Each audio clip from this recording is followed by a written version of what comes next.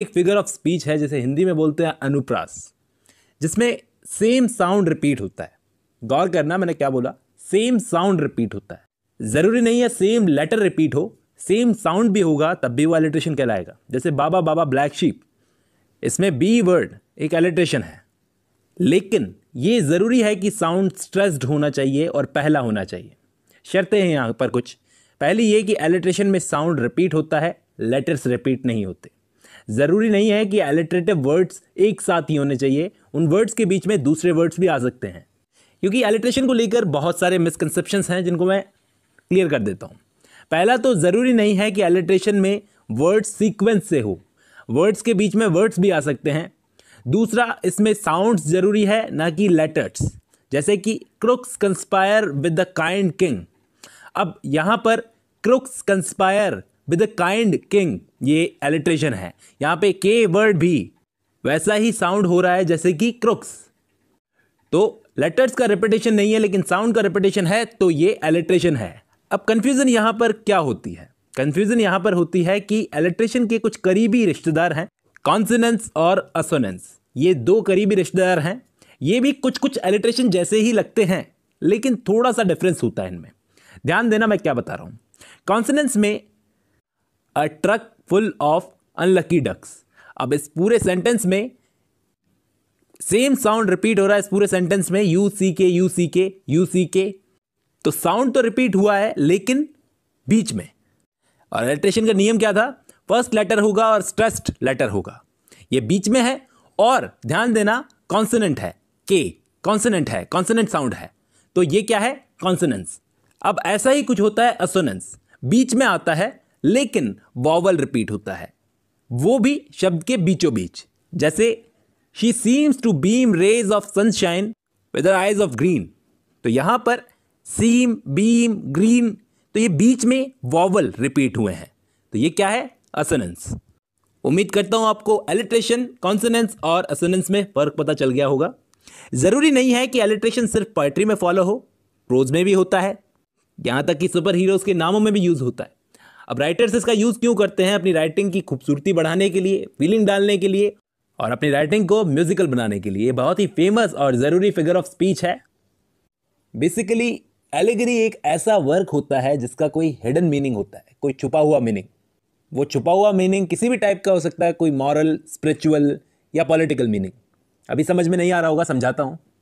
जैसे कोई राइटर होता है, उसने अपना कोई वर्क लिखा, तो वो अपने कैरेक्टर्स या इवेंट्स के ज़रिए कुछ ऐसा बताना चाहता हो जो कि वो साफ साफ तो नहीं बता रहा लेकिन हमें सिंपल तरीके से समझ में आ जाए, वो एलिगरी कहलाती है। लिटरेचर में ऐसे बहुत सारे वर्क्स हैं जो एलिगरिकल फॉर्म में लिखे हुए हैं। ऐसे वर्क्स लोगों को बहुत सिंपली समझ में आ जाते हैं कि राइटर क्या कहना चाहता है। अब सबसे बड़ी कंफ्यूजन यहाँ पर क्या होती है? यहाँ पर सबसे बड़ी कंफ्यूजन होती है एलिगरी और सिंबोलिज्म में फ़र्क की, कि एलिगरी और सिंबोलिज्म में फ़र्क समझ में नहीं आता, दोनों सेम से ही लगते हैं। देखो, इन दोनों में बहुत बड़ा फ़र्क है। एलिगरी बड़ी होती है, अब ये नहीं कह सकते, लेकिन एलिगरी में सिंबल्स यूज़ होते हैं लेकिन सिंबल्स में एलिगरी यूज़ नहीं होती।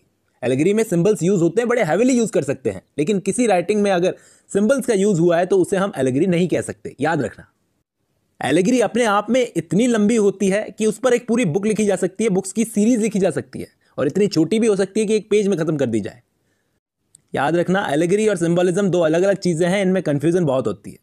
जबकि सिंबोलिज्म का यूज़ किया जाता है किसी एब्स्ट्रैक्ट आइडिया को बताने के लिए। फॉर एग्जाम्पल, एक नोवेल मैंने आपको पढ़ा रखी है, to kill a मॉकिंग bird.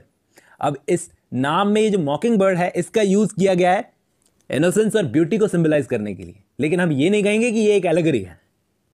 Allegory different चीज़ होती है भाई। एलिगरी अपने आप में एक बहुत बड़ा ब्रॉडर मॉरल मीनिंग लेकर चलती है। मतलब किसी नोवेल या वर्क का हर कैरेक्टर, हर डायलॉग, हर ऑब्जेक्ट, हर सेटिंग, हर इवेंट, मतलब कुछ ना कुछ बता रहा हो। जैसे एडमंड स्पेंसर की एक बहुत फेमस पोएम है द फेयरी क्वीन, वो एक एलिगरी है, एक मॉरल एलिगरी। लिटरेचर में ऐसी बहुत सारी एलिगरीज हैं। फेमस एलिगरीज की बात करूं तो एनिमल फार्म एक फेमस पॉलिटिकल एलिगरी है। जॉन बनियन की द पिलग्रिम्स प्रोग्रेस, ये एक रिलीजियस एलिगरी है। फ्रेंच काफ्का की कॉकरोच वाली स्टोरी है मेटामॉर्फोसिस, वो एक सोशल एलिगरी है। मेनली एलिगरीज दो टाइप की होती है, समझ लो। पहली हिस्टोरिकल एलिगरी, यानी कि ऐसी एलिगरी जिसमें हिस्टोरिकल फिगर्स, इवेंट्स को शामिल किया जाता हो। फॉर एग्जांपल, ये जॉर्ज ऑरवेल की एनिमल फार्म, इसके इवेंट्स रशियन रेवोल्यूशन से मिलते जुलते हैं। तो ये हिस्टोरिकल एलेगरी है। दूसरी कैटेगरी होती है कंसेप्चुअल एलेगरीज, जिसमें रियल इवेंट्स शामिल नहीं होते, जैसे फ्रेंच काफ्का की मेटामॉर्फोसिस, जिसका नाम है एल्यूजन। अब आप इसको इल्यूजन से कंफ्यूज मत करना, इल्यूजन अलग चीज होती है, यहां हम एल्यूजन की बात कर रहे हैं। देखिए, इसका मतलब ये होता है जब हम किसी से कोई बात कर रहे हैं या हम किसी को कोई चीज बता रहे हैं, तो हमने बीच में एक ऐसी चीज का रेफरेंस दे दिया जो बिल्कुल ही हमारी बात से रेलेवेंट नहीं है, लेकिन सामने वाला उस चीज को जानता है। अब वो चीज या तो कोई फेमस लिटरेरी वर्क हो सकता है, कोई सेलिब्रिटी हो सकता है, भगवान हो सकते हैं, हिस्टोरिकल इवेंट्स हो सकते हैं, या फिर कोई फिलोसॉफिकल आइडिया। ऐसे समझ में नहीं आएगा, एग्जाम्पल देके समझाना होगा। एक नोवेल है बहुत ही फेमस, जॉर्ज ऑरवेल की 1984।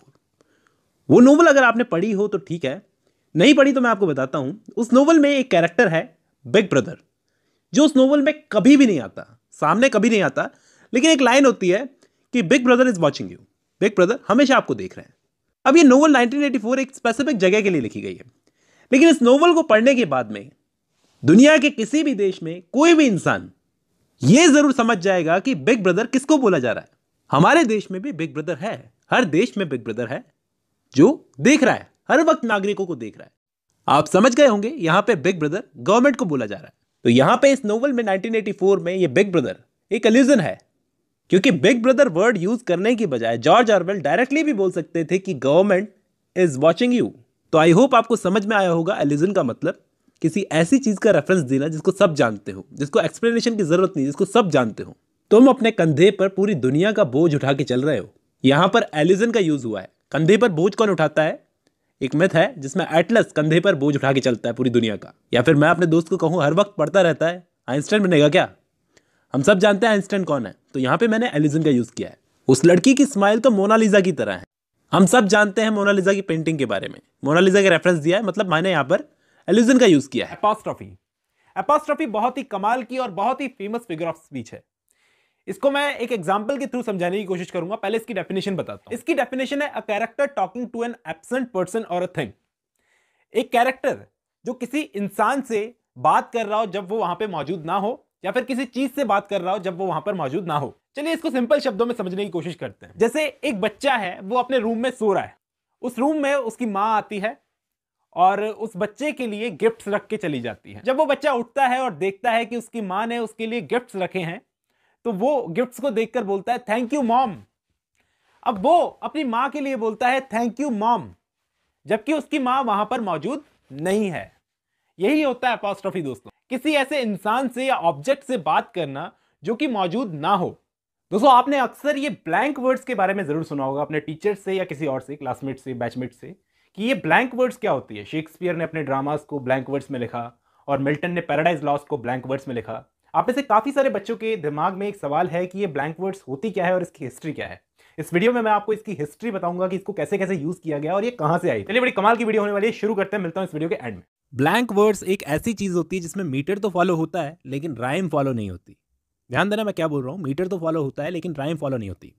इसको लिखने की शुरुआत मानी जाती है 16th सेंचुरी से हुई थी। ऐसा माना जाता है कि इसको फर्स्ट टाइम इंग्लिश लैंग्वेज में इंट्रोड्यूस किया था हेनरी हावर्ड ने, जिन्हें अर्ल ऑफ सरे भी कहा जाता है। और जब उन्होंने एनियड को ट्रांसलेट किया था, उस वक्त इन्होंने इंग्लिश लैंग्वेज में इसको इंट्रोड्यूस किया था। शायद उनको क्लासिकल लैटिन लिटरेचर से इंस्पिरेशन मिली होगी, क्योंकि क्लासिकल लैटिन लिटरेचर में भी राइम फॉलो नहीं की जाती थी। तभी तो मैंने कहा कि एनियड को ट्रांसलेट करते वक्त उन्होंने ब्लैंक वर्ड्स को इंट्रोड्यूस किया था। एक पॉसिबिलिटी तो ये हो गई कि उन्हें लैटिन लिटरेचर से इंस्पिरेशन मिली होगी, और दूसरी पॉसिबिलिटी ये है कि इटालियन लिटरेचर में एक टेक्निक चलती है दोस्तों, जिसका नाम है वर्सो स्कियोल्टो, तो वहां से इनको इंस्पिरेशन मिली होगी। दूसरी पॉसिबिलिटी ये है। आज की डेट में भी अगर आप वर्सो स्कियोल्टो में लिखा हुआ कोई भी वर्क और ब्लैंक वर्ड्स में लिखा हुआ कोई भी वर्क साथ में रख लो, तो देखना आपको काफ़ी हद तक सिमिलरिटीज़ लगेगी दोनों में। तो वहाँ से इंस्पिरेशन मिल सकती है इस ब्लैंक वर्ड्स की। इनके अलावा एक फ्रांसिस्को मारिया मोल्जा नाम का एक इटालियन ह्यूमनिस्ट था, फ्रांसिस्को मारिया मोल्जा, जिन्होंने कंसेक्यूटिव अनराइम्ड वर्ड्स लिखने का ट्राई किया था 1514 में, जब वो वर्जिल की एनियड को ट्रांसलेट कर रहा था तब। तो इन सब को पढ़कर ऐसा लगता है कि शुरुआत तो काफ़ी पहले हो गई थी, लेकिन हेनरी हावर्ड जब लेकर आए इंग्लिश लैंग्वेज में, तब जाकर ये ब्लैंक वर्ड्स का चलन शुरू हुआ। एक एलिजाबेथन प्ले है अर्डन ऑफ फेवरशम नाम का। अब ये तो पता नहीं कि इसको किसने लिखा, कोई कहता है थॉमस किड ने लिखा, कोई कहता है किसी ने लिखा, लेकिन ये प्ले एक अच्छा एग्जाम्पल है एंड स्टॉप्ड ब्लैंक वर्ड्स का। इसके अलावा 1561 में गॉर्बोडक नाम का प्ले, जिसे थॉमस नॉर्टन और थॉमस सैकविल ने मिलकर लिखा था, ऐसा माना जाता है कि ये फर्स्ट इंग्लिश ड्रामा था जिसको ब्लैंक वर्ड्स में लिखा गया था दोस्तों। लेकिन नॉर्टन और सैकविल को इतनी फेम नहीं मिली जितनी क्रिस्टोफर मार्लो को मिली। क्रिस्टोफर मार्लो पहले इंग्लिश ऑथर थे, पहले इंग्लिश प्लेराइट थे जिनको ब्लैंक वर्ड्स का यूज करने के लिए क्रिटिकल फेम मिली थी। आप में से कुछ बच्चों को मालूम होगा कि मार्लो की ब्लैंक वर्ड्स को मार्लो की माइटी लाइंस भी कहा जाता है। आप जरूर ये जानना चाहोगे कि क्रिस्टोफर मार्लो ने ऐसा क्या किया था जो वो ब्लैंक वर्ड्स में इतने फेमस हो गए। तो दोस्तों, क्रिस्टोफर मार्लो ने कुछ म्यूजिकल क्वालिटीज को इसमें ऐड किया था, इमोशनल पावर को डेवलप किया था अपने फेमस ड्रामास टम्बरलन, डॉक्टर फॉस्टर्स और एडवर्ड सेकंड में। मार्लो के बाद में जब शेक्सपियर के हाथ में ब्लैंक वर्ड्स गई थी तो शेक्सपियर को शुरू में समझ में भी नहीं आ रहा था कि इसका यूज कैसे करना है, क्योंकि आप देखना उन्होंने अपने अर्ली प्लेज में प्रोज को और 10 सिलेबल के राइम कपलेट को कंबाइन कर दिया था, जैसे पोएट्री में होता है ना वैसे। लेकिन फिर बाद में उन्होंने सीखा कि ये स्ट्रेस पर फोकस किया जाना चाहिए, सिलेबिक लेंथ पर फोकस नहीं किया जाना चाहिए। शेक्सपियर ने तो मार्लो से भी ज्यादा फ्रीली इसका यूज किया था दोस्तों। जैसे अपनी ब्लैंक वर्ड्स में वो एंजाममेंट का यूज करते थे। आपने सुना होगा एंजाममेंट क्या होता है, तो एंजाममेंट का यूज करते थे वो। इनके अलावा जॉन वेबस्टर, थॉमस मिडल्टन भी इसका यूज करते थे ब्लैंक वर्ड्स में ड्रामा लिखने के लिए। जहां तक बात है बैन जॉनसन की, तो बैन जॉनसन दोस्तों टाइटर ब्लैंक वर्ड्स का यूज करते थे। जैसे आप उनकी कॉमेडीज पढ़ो, वॉल्पोने, एल्केमिस्ट, उनमें आपको एंजाममेंट का यूज नहीं दिखेगा। जैसे शेक्सपियर और उनके फॉलोअर्स करते थे वैसे नहीं करते थे, टाइटर ब्लैंक वर्ड्स का यूज करते थे। दोस्तों, कमाल की बात यह है कि ब्लैंक वर्ड्स का यूज 17वीं सेंचुरी की नॉन ड्रामेटिक पोएट्री में आपको नहीं मिलेगा। सिर्फ ड्रामा में इसका यूज होता था, या फिर शेक्सपियर ने जो सोनेट्स लिखी है उसके अंदर इसका यूज मिलेगा।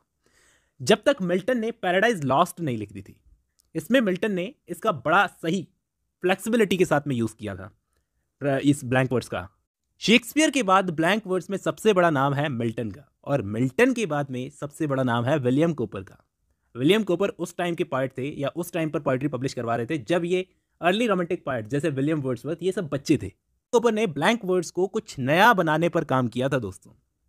बहुत एक्सपेरिमेंट्स किए थे। मेनली 3 जने कौन कौन थे, शेक्सपियर, मिल्टन, फिर विलियम कोपर। विलियम कोपर ने द टास्क नाम का 1785 में एक वर्क लिखा था, जिसका नाम आपको नोट कर लेना चाहिए। एक बड़ा इंपॉर्टेंट वर्क है ये ब्लैंक वर्ड्स को डेवलप करने के लिए। फिर इनके बाद में ड्राइडन, वर्ड्सवर्थ, कीट्स, शैले और टेनिसन, ब्राउनिंग, इन सब ने अपने हिसाब से ब्लैंक वर्ड्स का यूज किया था दोस्तों। अब बैलेड क्या होती है, सबसे पहले इसकी कैरेक्टरिस्टिक्स बताता हूं।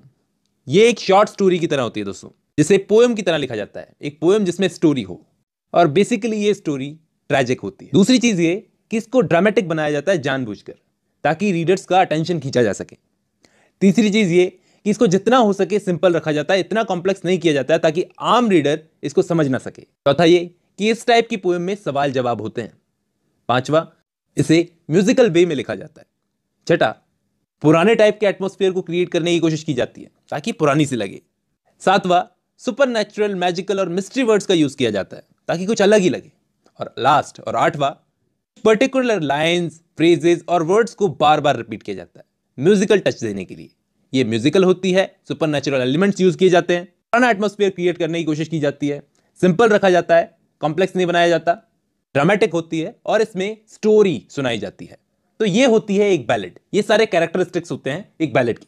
हम डिस्कस करते हैं कि बैलेड आखिर होती क्या है। बैलेड बैलेरे वर्ड से आया है, जिसका मतलब होता है डांस करना। कुल मिलाकर एक ऐसा गाना जिसमें एक स्टोरी हो और जिसपे डांस किया जा सके। और ऐसे सॉन्ग्स को सुनने वाले सिर्फ सुनते नहीं रहते थे, बल्कि साथ के साथ वो भी डांस करते थे। एंटरटेनमेंट होता था एक टाइप का बैलेड किसी टाइम पे, क्योंकि ये इतना इजी होती थी कि कोई भी समझ सकता था। अब धीरे धीरे क्या हुआ, जो साथ में डांस करने वाले होते थे वो होते गए अलग, और सिर्फ एक ही इंसान बैलेड को लिखता सुनाता गया और बाकी चुपचाप सुनते गए। और इसी तरह बैलेड्स 2 कैटेगरीज में बट गई। पहली पॉपुलर बैलेड, जो कि सुनते सुनाते चलते थे, सब लोग डांस करते चलते थे साथ के साथ। और दूसरी लिटरेरी बैलेड। इस लिटरेरी बैलेड को पॉपुलर बैलेड को कॉपी करके बनाया गया है। अब थोड़ा हम इसकी हिस्ट्री को डिस्कस कर लेते हैं, क्योंकि हिस्ट्री से हमें अच्छे से समझ में आएगा। देखिए, बैलेड हमेशा से ओरल लिटरेचर का पार्ट थी।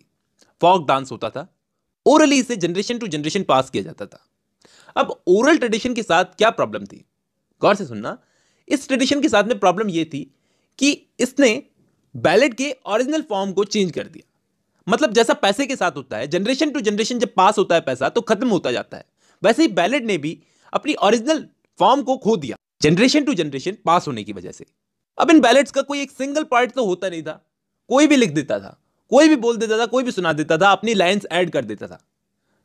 अब ये बैलेड का ट्रेडिशन 15वीं सेंचुरी में जाकर थोड़ा सा स्ट्रांग हो गया, क्योंकि इस टाइम पर 2 बहुत ही फेमस बैलेड्स लिखी गई। पहली तो थी द नट ब्राउन मेड, जिसमें एक लेडी थी जो नट ब्राउन मेड के कैरेक्टर में थी, दूसरा उसका लवर। और दूसरी बैलेट थी बहुत ही फेमस, पर्सी ऑफ इंग्लैंड और डगलस ऑफ स्कॉटलैंड के बीच में जो लड़ाई हुई थी उस पर लिखी गई थी वो बैलेट। तो उस बैलेट का नाम है, मैं प्रोनाउंस नहीं कर पाऊंगा, सॉरी। अब ध्यान देना, ये बैलेट होमेरिक स्टाइल में लिखी गई थी। होमेरिक स्टाइल क्या होता था? इस स्टाइल को एपिक बैलेट कहा जाता था। अब इन दो बैलेट्स ने राइटर्स को बड़ा इंस्पायर किया। जैसे सर फिलिप सिडनी थे उस टाइम पर, तो उनको बड़ा इंस्पायर किया। और उसी टाइम पर कुछ ऐसी बैलेट्स भी लिखी गई थी जो ऐसे लोगों पर लिखी गई थी जो अमीरों से लूटकर गरीबों में बांट देते थे, जैसे रॉबिनहुड। और इसी के साथ इसी टाइम पर लिटरेरी बैलेट लिखने का ट्रेडिशन शुरू हो गया। दोस्तों ध्यान देना, अंग्रेजों ने कभी भी बैलेट्स का मजाक खत्म होने नहीं दिया। मतलब कभी बैलेट्स लिखना रोका नहीं, सिर्फ एक ऑगस्टन एज जो अलेक्जेंडर पोप की एज थी उस एज को छोड़कर। ऑगस्टन एज तो बहुत बंजर टाइप की एज थी, उस टाइम मामला रुक गया था ये बैलेट्स वगैरह लिखने का, क्योंकि वो लोग हीरोइक कपलेट के अलावा कुछ और जानते सुनते नहीं थे। तो उस टाइम पर क्या हुआ दोस्तों, एक बहुत ही फेमस बिशप थे, बिशप पर्सी। उन्होंने एक वर्क लिखा जिसमें उन्होंने एंशिएंट इंग्लिश पोएट्री की जरूरत को समझाया। इस एक सिंगल वर्क ने दोस्तों उस वक्त राइटर्स का बड़ा इंटरेस्ट जगा दिया पुरानी बैलेट्स में, जैसे कि सर वाल्टर स्कॉट का, एस्ट्री कॉलरिज का, वर्ड्सवर्थ का। तो कुल मिलाकर इंग्लिश लिटरेचर हमेशा कर्जदार रहेगा बिशप पर्सी का, जिन्होंने इंग्लिश बैलेट्स को पॉपुलर किया उस टाइम पर। और इतनी ग्रेट बैलेट्स हमको देखने को मिली इसके बाद में। फिर इन पर काम किया सर वाल्टर स्कॉट ने। वाल्टर स्कॉट हमको मालूम है जो हिस्ट्री से ज्यादा जुड़े हुए थे, उन्होंने एंथोलॉजी ऑफ मिडिवल बैलेट्स लिखकर इस पर काम किया। फिर आए कॉलरिज और जॉन कीट्स। जॉन कीट्स ने तो अपना एक मास्टरपीस लिखा था, ला बेल डेम सन्स मर्सी। ये पोएम मैंने आपको पढ़ा रखी है, बहुत ही फेमस पोएम है। विक्टोरियन एज में टेनिसन ने भी लिखी थी lady of Shalott. Robert browning ने भी ट्राई किया था बैलेट्स लिखने का, लेकिन अच्छा नहीं लिख पाया इतना। कुल मिलाकर बैलेट एक ऐसा सोर्स था जिससे एंटरटेनमेंट किया जाता था, और इसको बचाया गया लिखकर। सो मैं आपको इस वीडियो में कंसीट समझाने की कोशिश करूंगा कि इंग्लिश लिटरेचर में ये कंसीट क्या होता है। ये एक टाइप का फैंसी मेटाफर होता है। मेटाफर के बारे में आप सबको पता होगा, आपने सुना होगा। मेटाफर क्या होता है? दो चीज़ों का कंपैरिजन।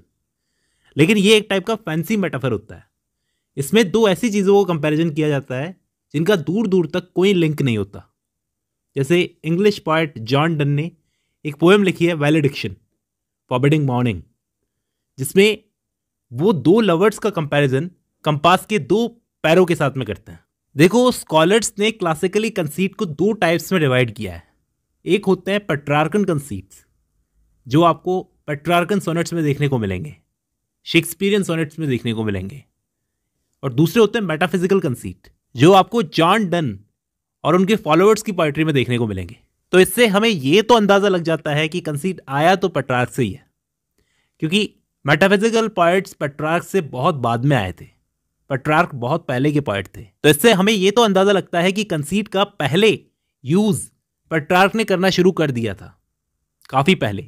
लेकिन वो अपनी पोएम्स में लवर्स का कंपैरिजन नेचर के खूबसूरत ऑब्जेक्ट से करते थे, जैसे सूरज हो गया, चंदा हो गया, ऐसी सब चीजों से। लेकिन तब तक कंसीट की नेगेटिव इमेज मार्केट में नहीं बनी थी। 14th 15th सेंचुरी की बात कर रहा हूं, जब पेट्रार्क को ट्रांसलेट किया गया इंग्लिश पोएट्री में, तो उनका कंसीट नाम का डिवाइस भी आ गया इंग्लिश लैंग्वेज में जब ट्रांसलेट किया गया। लेकिन 17th सेंचुरी के मेटाफिजिकल ग्रुप के हाथ में जब ये लगा कंसीट नाम का डिवाइस, तो इन्होंने इसका ओवर यूज करना शुरू कर दिया। ओवर यूज किया तो किया, लेकिन इसमें ज्यादा इनोवेशंस नहीं हुए दोस्तों। तो एक नेगेटिव इमेज बन गई कंसीट की कि ये तो एक ऐसे टाइप का कंपैरिजन है जो फैंसी है, और ये धीरे धीरे करते करते आउट ऑफ ट्रेंड हो गया मार्केट से। मैं आपको सिंपल से सिंपल लैंग्वेज में समझाने की कोशिश कर रहा हूं। मैं आपको एक और एग्जांपल देके समझाता हूं। जैसे पेट्रार्क और शेक्सपियर अगर कंसीट का यूज करेंगे तो वो कैसे करेंगे? वो खूबसूरत लड़की की आंखों का कंपैरिजन सूरज से करेंगे। तो ये चीज समझ में आती है कि कंसीट एक लेवल में यूज हो रहा है। जैसे स्पेंसर ने अपनी एपिथेलियमन नाम की जो पोएम है उसके अंदर बेलोवेड के चीक्स का कंपैरिजन एप्पल के साथ में किया है। वाह क्या कंपैरिजन है। उसके अपने बेलोवेड के लिप्स का कंपैरिजन चेरीज के साथ में किया है। वाह क्या कंपैरिजन है। लेकिन यहां पर मेटाफिजिकल कंसीट का यूज एकदम absurd किया जाता है, बेतुके कंपैरिजन। जैसे कि जॉन डन अपने बेलोवेड का कंपैरिजन खुद से कैसे करेंगे कि एक फ्ली है, फ्ली मतलब एक टाइप का कीड़ा होता है, उसने पहले मेरा खून चूसा फिर तुम्हारा खून चूसा, अपने बेलोवेड को बोल रहे हैं। अब हम दोनों का खून उस फ्ली में, उस कीड़े में मिक्स हो गया। इसका मतलब ये एक जरिया हो गया, ये कीड़ा, जिसमें हम दोनों एक हो गए, हम दोनों ने सेक्स कर लिया। तो कंपैरिजन तो है, लेकिन एकदम अपसर्ड टाइप का कंपैरिजन है। इसलिए रोमांटिक एज में जाकर ये क्लेवर आर्टफुल स्किल, ये डिवाइस कहीं खो सा गया, और इसको वापस रिवाइव करने का काम अगर आप ऐसा समझते हो कि टी.एस. एलियट ने किया था तो आप गलत हो दोस्तों। इसको रिवाइव करने का काम किया था फ्रेंच सिंबलिस्ट पोइट्स ने। और मॉडर्न पोइट्री में ये बात सच है कि एमिली डिकिंसन, टी.एस. एलियट और एजरा पाउंड जैसे पोइट्स आपको इसका यूज़ करते हुए मिलेंगे, लेकिन इसको रिवाइव करने का काम किया था फ्रेंच सिंबलिस्ट ने। कंसीट का मतलब आपको समझ में आया होगा। अब मैं आपको बताता हूँ कपलेट क्या होता है। कपलेट को हिंदी में बोलते हैं दोहा। पोइट्री में दो लाइनों की एक यूनिट को कपलेट कहा जाता है, और इन 2 लाइनों की यूनिट में सेम मीटर, सेम राइम का यूज किया जाता है। या फिर इसकी एक क्वालिटी और होती है, पोइट्री से एकदम सेपरेट होता है ये, मतलब होता पोइट्री के अंदर ही है, लेकिन एकदम सेपरेटली इसको रखा जाता है। 2 लाइनों का डबल लाइन ब्रेक भी कहा जाता है इसको। कपलेट 2 टाइप के होते हैं दोस्तों, ओपन कपलेट और क्लोज्ड कपलेट। ओपन कपलेट वो होता है जिसमें एक लाइन का मतलब दूसरी लाइन तक जाता है, और क्लोज्ड कपलेट वो होता है जिसमें एक लाइन का मतलब एक ही लाइन में खत्म हो जाता है और दूसरी लाइन का मतलब अलग होता है। लेकिन जो यहां पर मैंने डेफिनेशन दी कि 2 राइमिंग लाइंस को हम कपलेट बोलते हैं, तो यहां पर कंफ्यूजन ये खड़ा हो सकता है कि सिमिलर राइमिंग की तो पोएट्री में हर दूसरी लाइन होती है। मतलब अगर आप पोएट्री पढ़ोगे तो सेम सी राइमिंग से खत्म होती है हर दूसरी लाइन, तो हर दूसरी लाइन कपलेट थोड़ी होगी। बल्कि नहीं दोस्तों, आपको पोएट्री के अंदर कपलेट अलग से खड़े हुए दिखेंगे। आप इजीली डिटेक्ट कर सकते हो, पहचान सकते हो, आइडेंटिफाई कर सकते हो कि ये कपलेट है। एक टाइप का ब्रेक सा आ जाता है पोएट्री में। दोस्तों ये कपलेट भी एक ऐसा डिवाइस था कंसीट की तरह, जो रोमांटिक एज में आकर आउट ऑफ फैशन हो गया था। रोमांटिक एज में आकर काफ़ी सारे डिवाइसेस जो पहले की पोएट्री में यूज़ किए जा रहे थे, सब आउट ऑफ फैशन हो गए। अगर आप कपलेट पढ़ रहे हो तो आपको हेरोइक कपलेट के बारे में भी थोड़ी नॉलेज होनी चाहिए।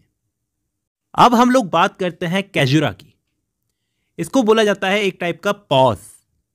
पोएट्री में जो हम लाइन लिखते हैं तो लाइनों के बीच में पॉज आते हैं ना, जैसे कॉमा लगा दिया, डैश लगा दिया, तो इसको हम बोलते हैं कैजुरा। पोएट्री में कैजुरा आ गया। और ज़रूरी नहीं है कि ये पॉज पोएट्री के एकदम बीचों बीच आएगा। फर्स्ट वर्ड के बाद और लास्ट वर्ड से पहले ये पॉज कहीं भी आ सकता है, कितनी भी बार आ सकता है।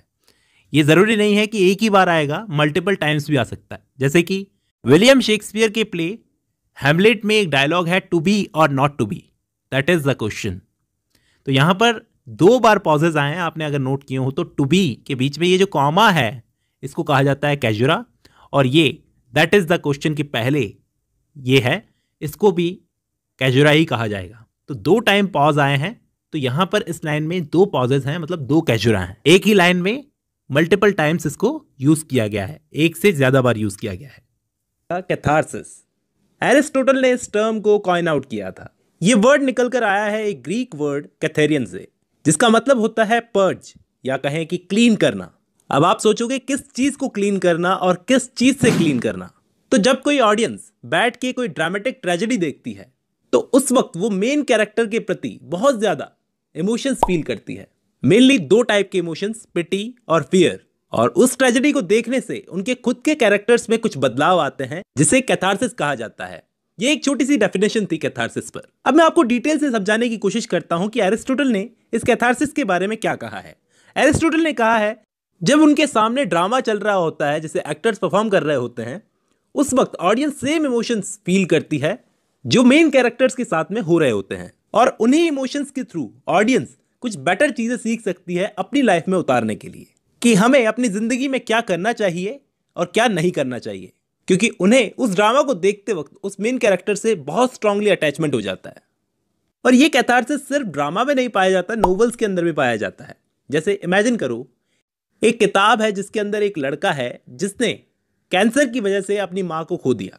अब एक रीडर है जो इस किताब को पढ़ रहा है, उसने भी कभी पास्ट में मान लो किसी फ्रेंड या फैमिली मेंबर को कैंसर से खोया होगा, तो वो इस किताब से डीपली अटैच हो जाएगा। इसे ही कहा जाता है कैथारसिस। यानी ऐसी सेम सिचुएशन जिसमें रीडर या व्यूअर खुद उस किताब को पढ़ते पढ़ते या उस चीज को देखते देखते उस कैरेक्टर के गुस्से को, उस कैरेक्टर के हर इमोशन को, चाहे वो दुख हो, गुस्सा हो, सबको अपना मानने लगे, उसे ही कैथारसिस कहा जाता है। एरिस्टोटल ने अपनी किताब पॉलिटिक्स में पोएट्री की 5 फॉर्म्स के बारे में बताया। उन 5 फॉर्म्स में से एक फॉर्म है एपिक पोएट्री। एरिस्टोटल बोलते हैं कि एपिक पोएट्री जो होती है वो ट्रेजेडी की ही तरह एडमायरेबल लोग, यानी ऐसे लोग जो बहुत महान होते हैं, उनकी लाइफ का इमिटेशन होती है। सीधी सिंपल लैंग्वेज में एपिक पोएट्री के अंदर एक ग्रेट इंसान की लाइफ के कारनामों को बताया जाता है। उम्मीद करता हूं आपको समझ में आ गया होगा कि ट्रेजेडी से ये डिफरेंट कैसे होती है।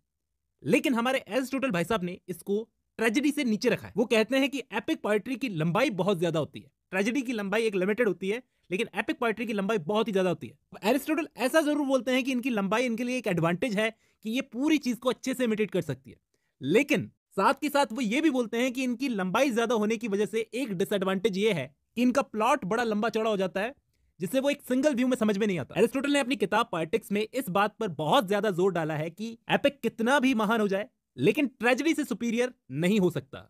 इनफैक्ट एरिस्टोटल तो इस बात पर आर्ग्यू करते हैं कि कई मामलों में ट्रेजेडी एपिक को सप्रेस कर देती है। इसकी सबसे बड़ी वजह यह है कि ट्रेजेडी के पास कैथारसिस होता है, और कैथारसिस ट्रेजेडी की पावर है। कैथारसिस पर मैंने एक सेपरेट वीडियो बना रखी है दोस्तों, अगर आपने अभी तक नहीं देखी है तो जाकर देख लीजिए। अब कैथारसिस ट्रेजेडी की पावर कैसे है, एरिस्टोटल आगे बताते हैं। कहते हैं कि एपिक चाहे किसी भी टाइप का इमोशन क्रिएट कर सकता है, लेकिन ट्रेजेडी सिर्फ और सिर्फ पिटी और फियर यानी डर और दया के भाव को स्पेसिफिकली पैदा करती है ऑडियंस के मन में, जो कि कैथारसिस में सबसे ज्यादा इंपॉर्टेंट है, और ये कैथारसिस एपिक के पास नहीं होता। आप लोगों के दिमाग में एक सवाल आ रहा होगा कि हिंदी में एपिक को क्या कहते हैं। हिंदी में एपिक को कहते हैं महाकाव्य। जैसे हमारे यहाँ पर महाभारत और रामायण इसी कैटेगरी में आते हैं, महाकाव्य की। उसी तरह ग्रीक एपिक्स में ऑडिसी और इलियड बहुत ही फेमस है। और अगर आप इंग्लिश लिटरेचर में एग्जांपल्स देखो तो जॉन मिल्टन की पैराडाइज लॉस्ट और एडमंड स्पेंसर की फेयरी क्वीन। अब आपके दिमाग में एक सवाल जरूर आना चाहिए कि मैंने महाभारत और रामायण को एपिक क्यों कहा है। देखो, एपिक एक ऐसी पोएम होती है, वैसे अगर देखा जाए जैसे रामायण और महाभारत के पार्ट होते हैं उस तरीके से वो पोएम ही लगती है ना, है तो पोएम ही, महाकाव्य है। एपिक एक ऐसी पोएट्री होती है जिसमें वीरों की जिंदगी के बारे में बताया जाता है, उनके किस्सों के बारे में बताया जाता है, पीढ़ी दर पीढ़ी उन कहानियों को, उन किस्सों को सुनाया जाता है, जनरेशन टू जनरेशन पास किया जाता है। अब एपिक्स की खास बात क्या होती है कि इनमें पता नहीं है कि क्या ये कैरेक्टर्स जिनके बारे में बताया जा रहा है, जिनकी जिंदगियों के बारे में बताया जा रहा है, उनके पास में कुछ खास गुण होंगे जो दिखाए जा रहे हैं एपिक के अंदर या नहीं, लेकिन उनको सुपर ह्यूमन क्वालिटीज दी जाती है। जैसे महाभारत में कर्ण का कैरेक्टर देख लो, उसके पास में कवच और कुंडल था। सुपर ह्यूमन क्वालिटीज दी जाती है लगभग हर महाकाव्य के अंदर, हर एपिक के अंदर। जैसे पैराडाइज लॉस्ट में आप सैटर्न का कैरेक्टर देख लो, एडम और ईव का कैरेक्टर देख लो, फ्रूट ऑफ नॉलेज को देख लो। ये चीजें सोचने में कहीं से भी सच्ची नहीं लगती, लेकिन फिर भी लोग इनको सच मानते हैं। तो एपिक यही होता है, ट्रेजेडी से डिफरेंट होता है, ये कैरेक्टरिस्टिक्स है इसकी। अच्छा, एक चीज और होती है, एपिक्स के अंदर गॉड भी अपेयर होते हैं, यानी भगवान भी होते हैं एपिक्स के अंदर। आप पैराडाइज लॉस्ट को देख लो, आप महाभारत में कृष्ण का कैरेक्टर देख लो। वेस्ट में जितने भी एपिक लिखने वाले राइटर्स थे उन सब ने हॉमर को फॉलो किया है। एक टर्म होती है होमरिक सिमिली, जिसको एपिक सिमिली भी कहा जाता है। अब दोस्तों, दो टाइप होते हैं एपिक के, एक होता है फॉक एपिक, एक होता है लिटरेरी एपिक। फॉक एपिक वो होता है जो जनरेशन टू जनरेशन सुनाया जाता है, यानी मेरे दादा को उनके दादा ने सुनाई, उनके दादा को उनके दादा ने सुनाई, तो ये कहानी जो बिखरी हुई थी किसी ने उनको समेटा और एक एपिक का रूप दे दिया। ठीक है, ये हो गई फॉक एपिक। और एक होती है लिटरेरी एपिक। लिटरेरी एपिक क्या होता है, जो जैसे पैराडाइज लॉस्ट एक राइटर ने लिखा है, भले ही बाइबल से इंस्पायर होकर लिखा है, लेकिन इसको लिखा एक आर्टिस्ट ने है, तो ये लिटरेरी एपिक का एग्जांपल है। एर्विन फ्रेडरिक मैक्सिमिलियन प्रिस्केटर नाम के एक जर्मन थिएटर डायरेक्टर ने इस टर्म को कॉइन आउट किया था, एपिक थिएटर। तो इनका नाम नोट कर लो, पूछा जा सकता है कि किसने इस टर्म को कॉइन आउट किया था। देखो, ये एपिक थिएटर में होता क्या था, सोशियो पॉलिटिकल कंटेंट पर फोकस किया जाता था बजाय के ऑडियंस को इमोशनली मैनिपुलेट करने के। मतलब ऑडियंस के अंदर बेमतलब की पिटी और फियर जगाने की बजाय उनको सोशियो पॉलिटिकल कंटेंट पर फोकस किया जाना चाहिए, जिस चीज़ को फॉर्मल ब्यूटी कहा जाता है दोस्तों। इस टाइप के थिएटर उस टाइम पर एरिस्टोटेलियन आइडियाज के बिल्कुल उल्टे थे। एरिस्टोटल का जो वर्क है पोएटिक्स, उसके अंदर उन्होंने अपनी ड्रामेटिक थ्योरी दी है। उस थ्योरी के अंदर उन्होंने कैथारसिस की बात की है, जिसके अंदर ऑडियंस में पिटी और फियर जगाना चाहिए, ऐसा कहा गया। लेकिन इस टाइप के ड्रामास का पर्पस क्या होता था कि अपने पुराने बिलीव्स को भूल जाओ। वो ऑडियंस से डायरेक्ट बोलते थे कि अपने पुराने बिलीव्स को भूल जाओ, कि एंड में अच्छे के साथ में अच्छा होगा और बुरे को सजा मिलेगी। ऐसा ज़रूरी नहीं है, तुम्हें दुनिया को वैसे ही देखना शुरू कर देना चाहिए जैसी दुनिया है। हमें यानी ऑडियंस को ड्रामा वैसे नहीं देखना चाहिए जैसे हमें स्टोरी दिखाई जा रही है, कहानी दिखाई जा रही है ड्रामा की, बल्कि ऑडियंस में बैठे हर एक इंडिविजुअल इंसान का अपना अलग पर्सपेक्टिव होता है। तो हर कोई कहानी देखकर अपने अलग तरीके से रिएक्ट करे, इस टाइप के ड्रामाज लिखने वालों का मेन पर्पस यही होता था। अब दोस्तों इस एपिक थिएटर का कनेक्शन डायरेक्टली जर्मनी से है। जर्मनी में एक थिएटर है, वॉक्सबुहिन नाम है उस थिएटर का, जो बर्लिन सिटी में है। वहीं पर इस टर्म को कॉइन आउट किया था एरविन पेस्केटर ने। ऐसा उन्होंने इसलिए किया क्योंकि उस टाइम पर वो थिएटर लिखने वाले प्लेराइट्स को एनकरेज करने की कोशिश कर रहे थे कि आप लोग कंटेम्प्रेरी इश्यूज पर लिखो और उन कंटेम्प्रेरी इश्यूज को स्टेज पर परफॉर्म करवाओ, जिससे ऑडियंस खुद सोचने लगे, बातें करने लगे आपस में। इन एपिक थिएटर वालों से पहले एक टर्म चलती थी टोटल आर्टवर्क नाम से। वैसे जर्मन लैंग्वेज में इसको ये बोलते हैं, इसका नाम मैं प्रोनाउंस नहीं कर पाऊंगा, सॉरी, लेकिन टोटल आर्ट वर्क नाम से एक टर्म चलती थी और इसे डेवलप किया था एक German composer play right Richard Wagner ने। रिचर्ड वैगनर आर्ट वर्क पर ज्यादा फोकस करते थे, जैसे एस्थेटिसिज्म वाले करते थे सेम वैसे ही। तो इस आइडिया के अगेंस्ट एक रिस्पॉन्स था एपिक थिएटर। अब दोस्तों मैं आपको एपिक थिएटर में सबसे बड़ा नाम बताने वाला हूं, जिनका नाम है बर्टोल्ट ब्रेख्ट। ये एक जर्मन थिएटर प्रैक्टिशनर थे और एपिक थिएटर में सबसे बड़ा नाम थे दोस्तों। लेकिन कितनी अजीब बात थी कि एपिक थिएटर में इतना बड़ा नाम होने के बावजूद भी ये हैविली इन्फ्लुएंस थे रिचर्ड वैगनर से। रिचर्ड वैगनर जो टोटल आर्ट वर्क पर भरोसा करते थे। तो हम ऐसा कह सकते हैं कि ये एक एग्जाम्पल है कि ज़रूरी नहीं है कि आप जिससे इन्फ्लुएंस्ड हो तो आप उसी के जैसा लिखो। बर्टोल्ट ब्रेख्ट ने यह बात साबित कर दी। बर्टोल्ट ब्रेख्ट का एक वर्क है a short organum for the theatre. ये एक वर्क है, इन्होंने 1948 में लिखा था स्विट्जरलैंड में और 1949 में इसको पब्लिश करवाया था। और इसी वर्क के अंदर दोस्तों उन्होंने एरिस्टोटल के पोएटिक्स के आइडिया को रिजेक्ट किया। पोएटिक्स में जो कैथारसिस वाला आइडिया था उसको रिजेक्ट किया। इन्होंने इस वर्क में पुराने कुछ ग्रीक राइटर्स को उठाया, उनका रेफरेंस दिया, जैसे कि सोफोक्लिस की ट्रेजेडीज का रेफरेंस दिया और शेक्सपियर की कॉमेडीज का और दूसरे प्लेस का रेफरेंस दिया। कुल मिलाकर पोएटिक्स के कोर आइडिया पर ये अटैक करते थे। अब पोएटिक्स का कोर आइडिया क्या था कि थिएटर को ड्रामेटिक बनाओ। ड्रामेटिक कैसे बनाओ कि कनेक्शन फील करना चाहिए। ऑडियंस में बैठा हर एक इंसान जब कैरेक्टर से कनेक्शन फील करेगा तब जाकर एक ड्रामा ग्रेट ड्रामा बनेगा। लेकिन यहां पे बर्टोल्ट ब्रेख्ट क्या करते थे, उन्होंने कहा कि इमोशनल कनेक्शन होने के बाद हम रैशनल सोचना बंद कर देते हैं। और इन्होंने ही दोस्तों इस टाइप के थिएटर के लिए, इस टाइप के थिएटर को डायलेक्टिक थिएटर नाम दिया था। एपिक थिएटर नाम तो इसको बाद में मिला, पहले इन्होंने डायलेक्टिक थिएटर नाम दिया। इनको बिल्कुल पसंद नहीं था साइकोलॉजिकल रियलिज्म, सीरियलिज्म और थिएटर ऑफ क्रूएलिटी। बिल्कुल अलग डिफरेंट आइडिया था ये एपिक थिएटर का। बर्टोल्ट ब्रेख्ट मानते थे कि बाकी के थिएटर्स में क्या होता है, मैनिपुलेटिव प्लॉट्स होते हैं, मतलब मेलोड्रामा होते हैं, जबरदस्ती के हाईलाइटेड इमोशंस जिनकी कोई ज़रूरत नहीं होती। इवन साइकोलॉजिकल रियलिज्म को भी वो कुछ खास पसंद नहीं करते थे। इस एपिक थिएटर की फॉर्म में लिखा हुआ इनका एक बहुत ही कमाल का वर्क है गुड पर्सन ऑफ सचवान नाम का प्ले, बड़ा फेमस है। अगर आप एपिक थिएटर को समझना चाहते हो तो इसे बर्टोल्ट ब्रेख्ट ने लिखा है। अब दोस्तों ऐसा माना जाता है कि बर्टोल्ट ब्रेख्ट का पर्सपेक्टिव काफ़ी हद तक मार्क्सिज्म की तरफ झुका हुआ था, कार्ल मार्क्स के आइडियाज़ की तरफ। वो अपने थिएटर के जरिए सोशल रियलिटीज़ को स्टेज पर दिखाना पसंद करते थे और डायरेक्टली ऑडियंस के दिमाग को, मतलब अपनी ऑडियंस में बैठे हर एक बंदे के दिमाग को हिट करते थे कि तुम खुद सोचो, देखकर इस ड्रामा को देखकर तुम खुद सोचो। इनकी कोशिश ये रहती थी कि एक पर्टिकुलर कैरेक्टर के लिए ऑडियंस की सिंपैथी डेवलप नहीं होनी चाहिए। पब्लिक के मन में ऑडियंस की सिंपैथी बिल्कुल डेवलप नहीं होनी चाहिए। पर्टिकुलर कैरेक्टर के लिए वो जुड़कर, इमोशनली जुड़कर रैशनली सोचना बंद कर दे। इसके लिए उन्होंने एक इफेक्ट तैयार किया दोस्तों, एक इफेक्ट का यूज़ किया जिसको बोला जाता है एलियनेटिंग इफेक्ट या फिर डिस्टेंसिंग इफेक्ट, और इसका एक पॉपुलर नाम भी है वी इफेक्ट। ये इफेक्ट क्या काम करता है मैं आपको समझाता हूं, लेकिन पहले आपको ये बता देता हूं कि इसके जरिए ये कोशिश करते थे कि ऑडियंस ऑब्जेक्टिवली सोच सके प्ले के बारे में। कैरेक्टर्स भी खुद कोशिश करते थे कि खुद के इमोशंस को कैरेक्टर्स से दूर रख सकें। कैसे, मैं आपको समझाने की कोशिश करता हूं। इन्होंने इसे खुद डेवलप किया था। ये एक्टर्स को साफ कहते थे कि कोशिश करना कि ऑडियंस के इमोशंस से तुम डिस्टेंस बनाकर रख सको। ऑडियंस का इमोशनल इन्वॉल्वमेंट बिल्कुल नहीं होना चाहिए प्ले में। बीच बीच में तुम उनको रिमाइंडर्स देते रहो कि ये एक थिएटर परफॉर्मेंस चल रही है, आपको इमोशनल होने की कोई ज़रूरत नहीं है। आप रैशनल रहो, आप सोचते रहो कि ऐसा क्यों हो रहा है, और इस टेक्निक में एक्टर्स क्या करते थे, बीच बीच में आकर लेक्चर्स देते थे, समराइज करते थे, नरेशन चलता था गाने वगैरह गाकर। और दोस्तों ध्यान देना, इस टाइप के थिएटर के अंदर स्टेज डिजाइनिंग भी जो होती थी ना, वो किसी लोकेलिटी के हिसाब से नहीं होती थी, बल्कि ऑडियंस को ये फील करवाया जाता था कि वाकई में वो किसी थिएटर के अंदर बैठे हैं, वो ऑडियंस है और वो थिएटर में बैठे हैं, वो किसी लोकेशन पर नहीं है। बीच बीच में रस्सियाँ लटका दी, हैवी लाइटिंग हो रही है, बहुत ज़्यादा लाइटिंग हो रही है।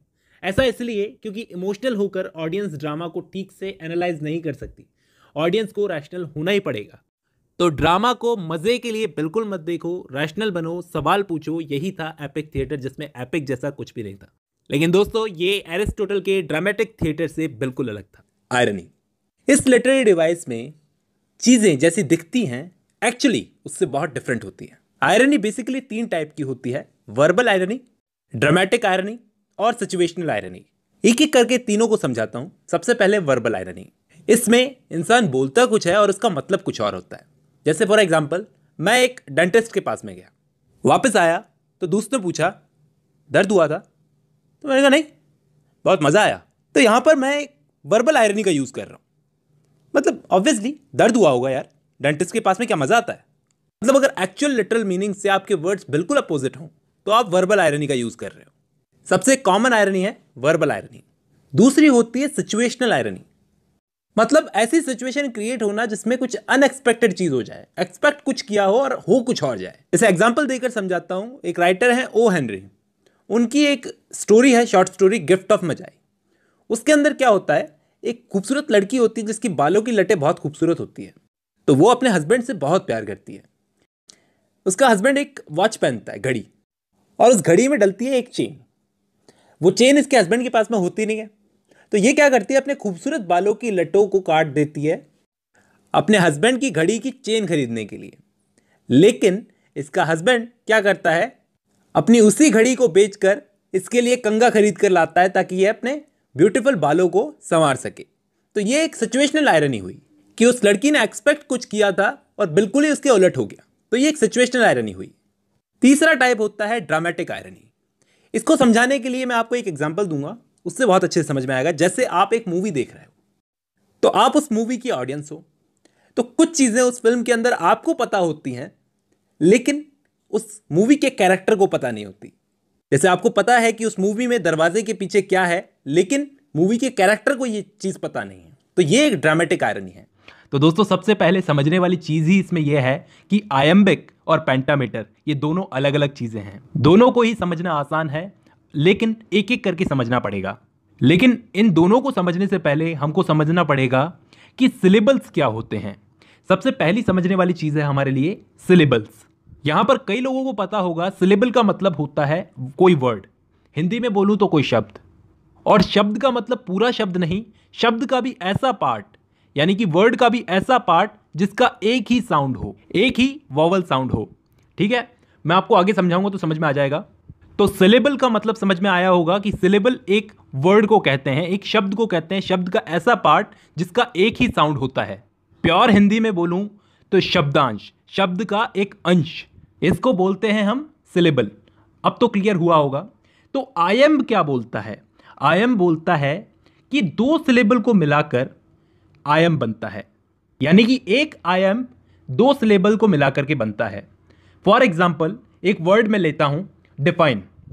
अब यहां पर दोस्तों देखो, डिफाइन जो वर्ड है इसके अंदर 2 सिलेबल हैं, यानी कि 2 शब्दांश है, डी और फाइन। अगर इन दोनों को अलग करें तो डी और फाइन। तो अगर इस वर्ड में 2 सिलेबल है तो आयम्ब का एक नियम और है कि पहला जो सिलेबल होगा उस पर स्ट्रेस कम पड़ेगा और दूसरे सिलेबल पर स्ट्रेस ज्यादा पड़ेगा। यानी कि अब आप देख लो डिफाइन के अंदर किस पर स्ट्रेस आपको ज्यादा दिख रहा है? ऑफ कोर्स फाइन पर ज्यादा दिख रहा है। डिफाइन, डिफाइन, फाइन को बोलने में मैं ज्यादा स्ट्रेस लगा रहा हूं, जबकि डी को मैं आसानी से बोल पा रहा हूं। तो पहले सिलेबल पर स्ट्रेस कम पड़ेगा, दूसरे पर ज्यादा पड़ेगा। तो यानी कि ये 2 सिलेबल हैं, ये मिल करके एक आयम बन गया। दोस्तों इसको हम आयम भी बोल सकते हैं और एक फुट भी बोल सकते हैं, फीट भी बोल सकते हैं, यानी कि 1 फुट या फिर 1 फीट। एक बार फिर से बता देता हूं, ज्यादा क्लियर होगा कि ये दो सिलेबल्स का जोड़ा है जिसमें पहला सिलेबल जो है वो अनस्ट्रेस्ड है, जिस पर स्ट्रेस ज्यादा नहीं लग रहा, दूसरे सिलेबल पर स्ट्रेस ज्यादा लग रहा है। तो इसी जोड़े को हम आयम बोलते हैं। इसको दूसरी भाषा में हम फुट भी बोल सकते हैं और फीट भी बोल सकते हैं। ऐसे ही दोस्तों, एक लाइन के अंदर ऐसे अगर 5 जोड़े होंगे तो उसको हम बोलेंगे आयम्बिक पेंटामीटर। यहां पे पेंटामीटर का मतलब है 5 जोड़े। वैसे ये 5 जोड़े नहीं बोला जाता, वैसे ये 5 फुट या 5 फीट बोला जाता है। मैं तो आपको जोड़े बताने के लिए बोल रहा हूं। अब दोस्तों एक दो पोएट्री उठाते हैं, उसके अंदर हम देखेंगे कि आयम्बिक पेंटामीटर कैसे वर्क कर रहा है। आई होप यहां तक आपको वीडियो समझ में आ गई। अब शेक्सपियर की एक वर्ल्ड की सबसे फेमस पोएट्री को हम उठाते हैं, एक फेमस पोएम को उठाते हैं, शैल आई कंपेयर दी। अब देखो दोस्तों, यहां पर ये पोएम की शुरुआती 2 लाइनें हैं। यहां पर इसमें आप कलर से पहचान सकते हो कि कौन से सिलेबल पर स्ट्रेस ज़्यादा पड़ रहा है, कौन से सिलेबल पर स्ट्रेस कम पड़ रहा है। यहाँ पर टोटल एक लाइन में 10 सिलेबल हैं, यानी कि 10 सिलेबल को मिलाकर के 5 जोड़े बन गए। इसका मतलब 5 फुट बन गए, 5 फीट बन गए। तो इसका मतलब ये हुआ पेंटामीटर बन गया ये। ऐसे ही दोस्तों एक चीज़ और देख लेना, यहाँ पर पेंटामीटर तो ये है ही, लेकिन आयम कैसे होगा? पहला सिलेबल तो इसमें अनस्ट्रेस्ड होगा और दूसरा स्ट्रेस्ड होगा। अब ऐसे ही दोस्तों, अब मैं मीटर के बारे में आपको बताता हूं। आयम तो आई होप आपको समझ में आ गया होगा, पहला सिलेबल अनस्ट्रेस्ड, दूसरा स्ट्रेस्ड। अब मैं आपको आयम्बिक टेट्रामीटर के बारे में बताता हूं। दोस्तों इसको समझने के लिए हमें एमिली डिकिंसन की एक बड़ी फेमस पोएम को उठाना पड़ेगा, because I could not stop for death. ये जो लाइन है इसके अंदर आप देखोगे कि 8 सिलेबल्स हैं। कलर के हिसाब से आपको पता चल रहा होगा कि इसमें 8 सिलेबल्स हैं। तो 8 के हिसाब से जोड़े कितने बने? 4। 4 जोड़े का मतलब 4 फीट, 4 फुट। 4 फुट का मतलब आयम्बिक टेट्रामीटर। ऐसे ही जिस लाइन में 6 सिलेबल्स होंगे तो इसका मतलब वो आयम्बिक ट्राईमीटर होगा, यानी कि उसके 3 जोड़े बनेंगे, 3 फुट बनेंगे। ऐसे ही दोस्तों जिसमें 12 सिलेबल्स होंगे वो हेक्सामीटर कहलाएगा, क्योंकि उसमें 6 जोड़े बनेंगे, यानी कि उसकी लाइन की लंबाई भी लंबी होगी। तो मीटर का मतलब लाइन की लंबाई। हेक्सामीटर में अगर कोई लाइन लिखी हुई होगी तो उसकी लंबाई ऑफकोर्स ज़्यादा होगी, क्योंकि उसके अंदर ज़्यादा सिलेबल्स होंगे। तो हम लाइन की लंबाई देखकर मीटर का अंदाजा लगा सकते हैं, लेकिन हमें आयम को समझना है। आयम को समझना है तो पहले हमको देखना पड़ेगा सिलेबल कैसा है, स्ट्रेस्ड है या फिर अनस्ट्रेस्ड है। दोस्तों ऐसे ही मीटर 6 टाइप के होते हैं। सबसे पहले मोनोमीटर, जिसके अंदर एक ही आयम होता है। दूसरा डायमीटर, जिसके अंदर 2 आयम होते हैं, यानी कि 2 फीट होते हैं, 2 जोड़े होते हैं। तीसरा ट्रायमीटर, जिसमें 3 जोड़े होते हैं, यानी कि 3 फीट होते हैं।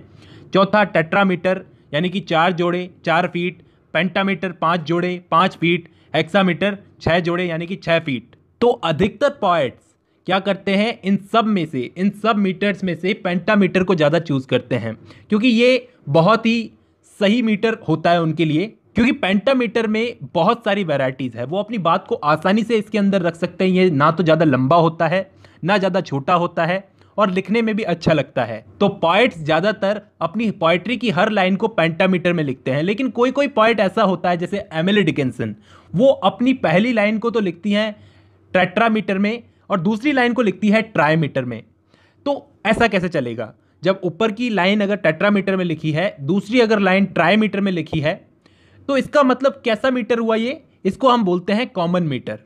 इसको हम बोलते हैं कॉमन मीटर। ये पोएट्री कॉमन मीटर में लिखी हुई। दोस्तों आज की इस वीडियो में हम लोग एक बहुत ही फेमस फॉर्म ऑफ पोएट्री को डिस्कस करेंगे, जिसका नाम है लिरिक।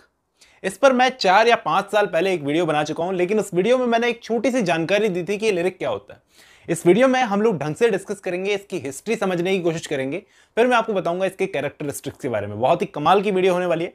चलिए शुरू करते हैं, मिलता हूं आपसे इस वीडियो के एंड में।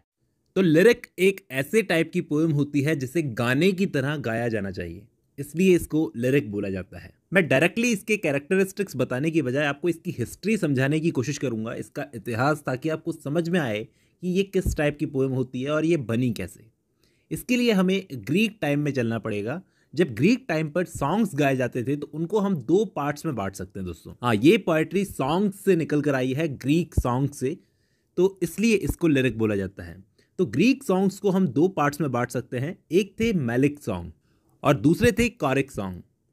मेलिक सॉन्ग्स को एक सिंगल वॉइस में गाया जाता था और इसे गाते वक्त एक ऐसे इंस्ट्रूमेंट का यूज़ किया जाता था। इस इंस्ट्रूमेंट को बोला जाता है दोस्तों लायर, ठीक है। और कॉरिक सॉन्ग्स वो होते थे जिन्हें ग्रुप में गाया जाता था, जिसमें बहुत सारे इंस्ट्रूमेंट्स का यूज़ होता था। सिर्फ एक लायर का नहीं, बहुत सारे इंस्ट्रूमेंट्स का यूज़ होता था और डांस भी होता था। तो हमें जानना पड़ेगा ये समझने के लिए कि सॉन्ग्स को दो टाइप्स में बांटा गया था, मतलब दो टाइप्स के सॉन्ग्स होते थे, एक मेलिक सॉन्ग्स और एक कोरिक सॉन्ग्स। तो आप सोचो, सिंगल आदमी भी जब लिरिक को गाता था तो उसके हाथ में भी एक इंस्ट्रूमेंट होता था। इंस्ट्रूमेंट की ज़रूरत क्यों पड़ती थी? वो इंस्ट्रूमेंट कौन सा था? लायर। इसकी ज़रूरत क्यों पड़ती थी? ताकि वो अपने सॉन्ग में और ज़्यादा इमोशंस को ऐड कर सके। शायद इसलिए क्योंकि उस टाइम पर लैंग्वेज इतनी पॉलिश्ड नहीं होती थी। इंस्ट्रूमेंट्स का बहुत फर्क पड़ता है दोस्तों। आपके वर्ड्स में भी इतनी कोई खास बात नहीं है, तब भी आप इंस्ट्रूमेंट का यूज़ करके उनको सेटल कर सकते हो। तो उस टाइम पर लायर का यूज़ किया जाता था कि उस टाइम पर गाना गाने के लिए सब्जेक्ट मैटर इतना मायने नहीं रखता था।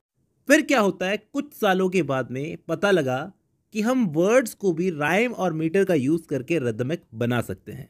मतलब म्यूजिकल वर्ड्स भी हम बना सकते हैं रिदम का यूज़ करके, राइम का यूज़ करके, मीटर का यूज़ करके हम अपने वर्ड्स को भी रिदमिक बना सकते हैं। और इसकी वजह से अब हमें म्यूजिकल इंस्ट्रूमेंट्स की ज़रूरत खत्म हो गई। जब वर्ड्स ही म्यूजिकल हो गए तो किसी इंस्ट्रूमेंट की ज़रूरत क्या है? अब क्या होता है दोस्तों, कहानी को थोड़ा और आगे चलते हैं कि एक एज आती है एलिजाबेथन एज। इंग्लिश लिटरेचर में ड्रामा की गोल्डन एज कहा जाता है इसको।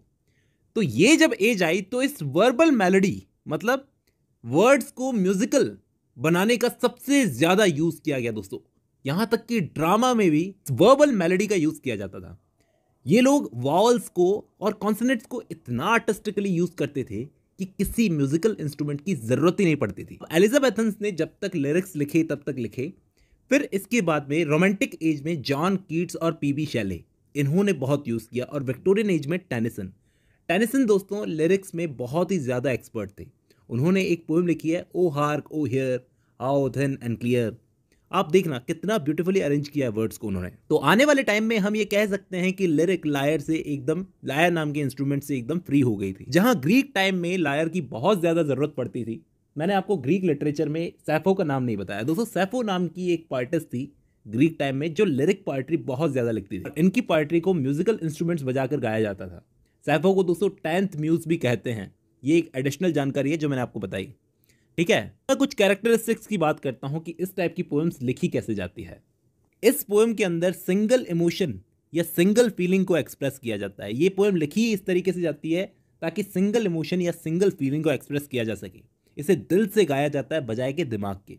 यहाँ पर दिमाग नहीं चलता, जैसे हम बैठे बैठे कोई छोटे मोटे गाने गा लेते हैं ना, उसी तरीके से। सॉन्ग्स की तरह छोटी होती है, लंबी नहीं होती, ताकि इसे याद रखा जा सके। इसे पोएट लिखते ही इसलिए थे ताकि गाने वाले इसे याद रख सकें और बार बार गाएं। जैसा कि एडगर एलन पो जब अपनी लिरिक्स लिखते थे तो उनका भी यही कहना था कि लिरिक लंबी नहीं होती है, ये सब्जेक्टिव होती है। पोएट अपने खुद के पर्सनल इमोशंस इसमें बयां करता है। इसके अंदर नैरेटिव, ड्रामा, ये सब चीज़ें नहीं चलती। मतलब इसके अंदर कोई कहानी नहीं सुनाई जाती, इसके अंदर कोई ड्रामा नहीं होता। वो तो एपिक पोएट्री में होता है। इसमें कोई ड्रामा, कोई कहानी नहीं सुनाई जाती। इसमें तो बस ऐसा होता है कि सब्जेक्टिव पॉइंट ऑफ व्यू रखा जाता है और गाने के पर्पस से इसको लिखा जाता है। जैसे कि आप एलिजीज, ओट्स, सोनेट्स, ये सब लिरिक पोएट्स की पोएट्री की तो एग्जांपल हैं। सोनेट्स के अंदर आपको कौन सी कहानी मिलेगी? ये सब्जेक्टिव होती है, रिदमिक होती है, इनमें कोई कहानी नहीं होती। वैसे दोस्तों, ओड के अंदर कोई सबसे ज़्यादा समझने वाली चीज़ है तो वो है इसके टाइप्स। ओड बेसिकली 3 टाइप की होती है, पेंडेरिक, हॉरेशियन और इर्रेगुलर। इन तीनों के बारे में मैं आपको बताऊंगा। वीडियो को शुरू से शुरू करते हैं, यानी कि ओड के ओरिजिन से।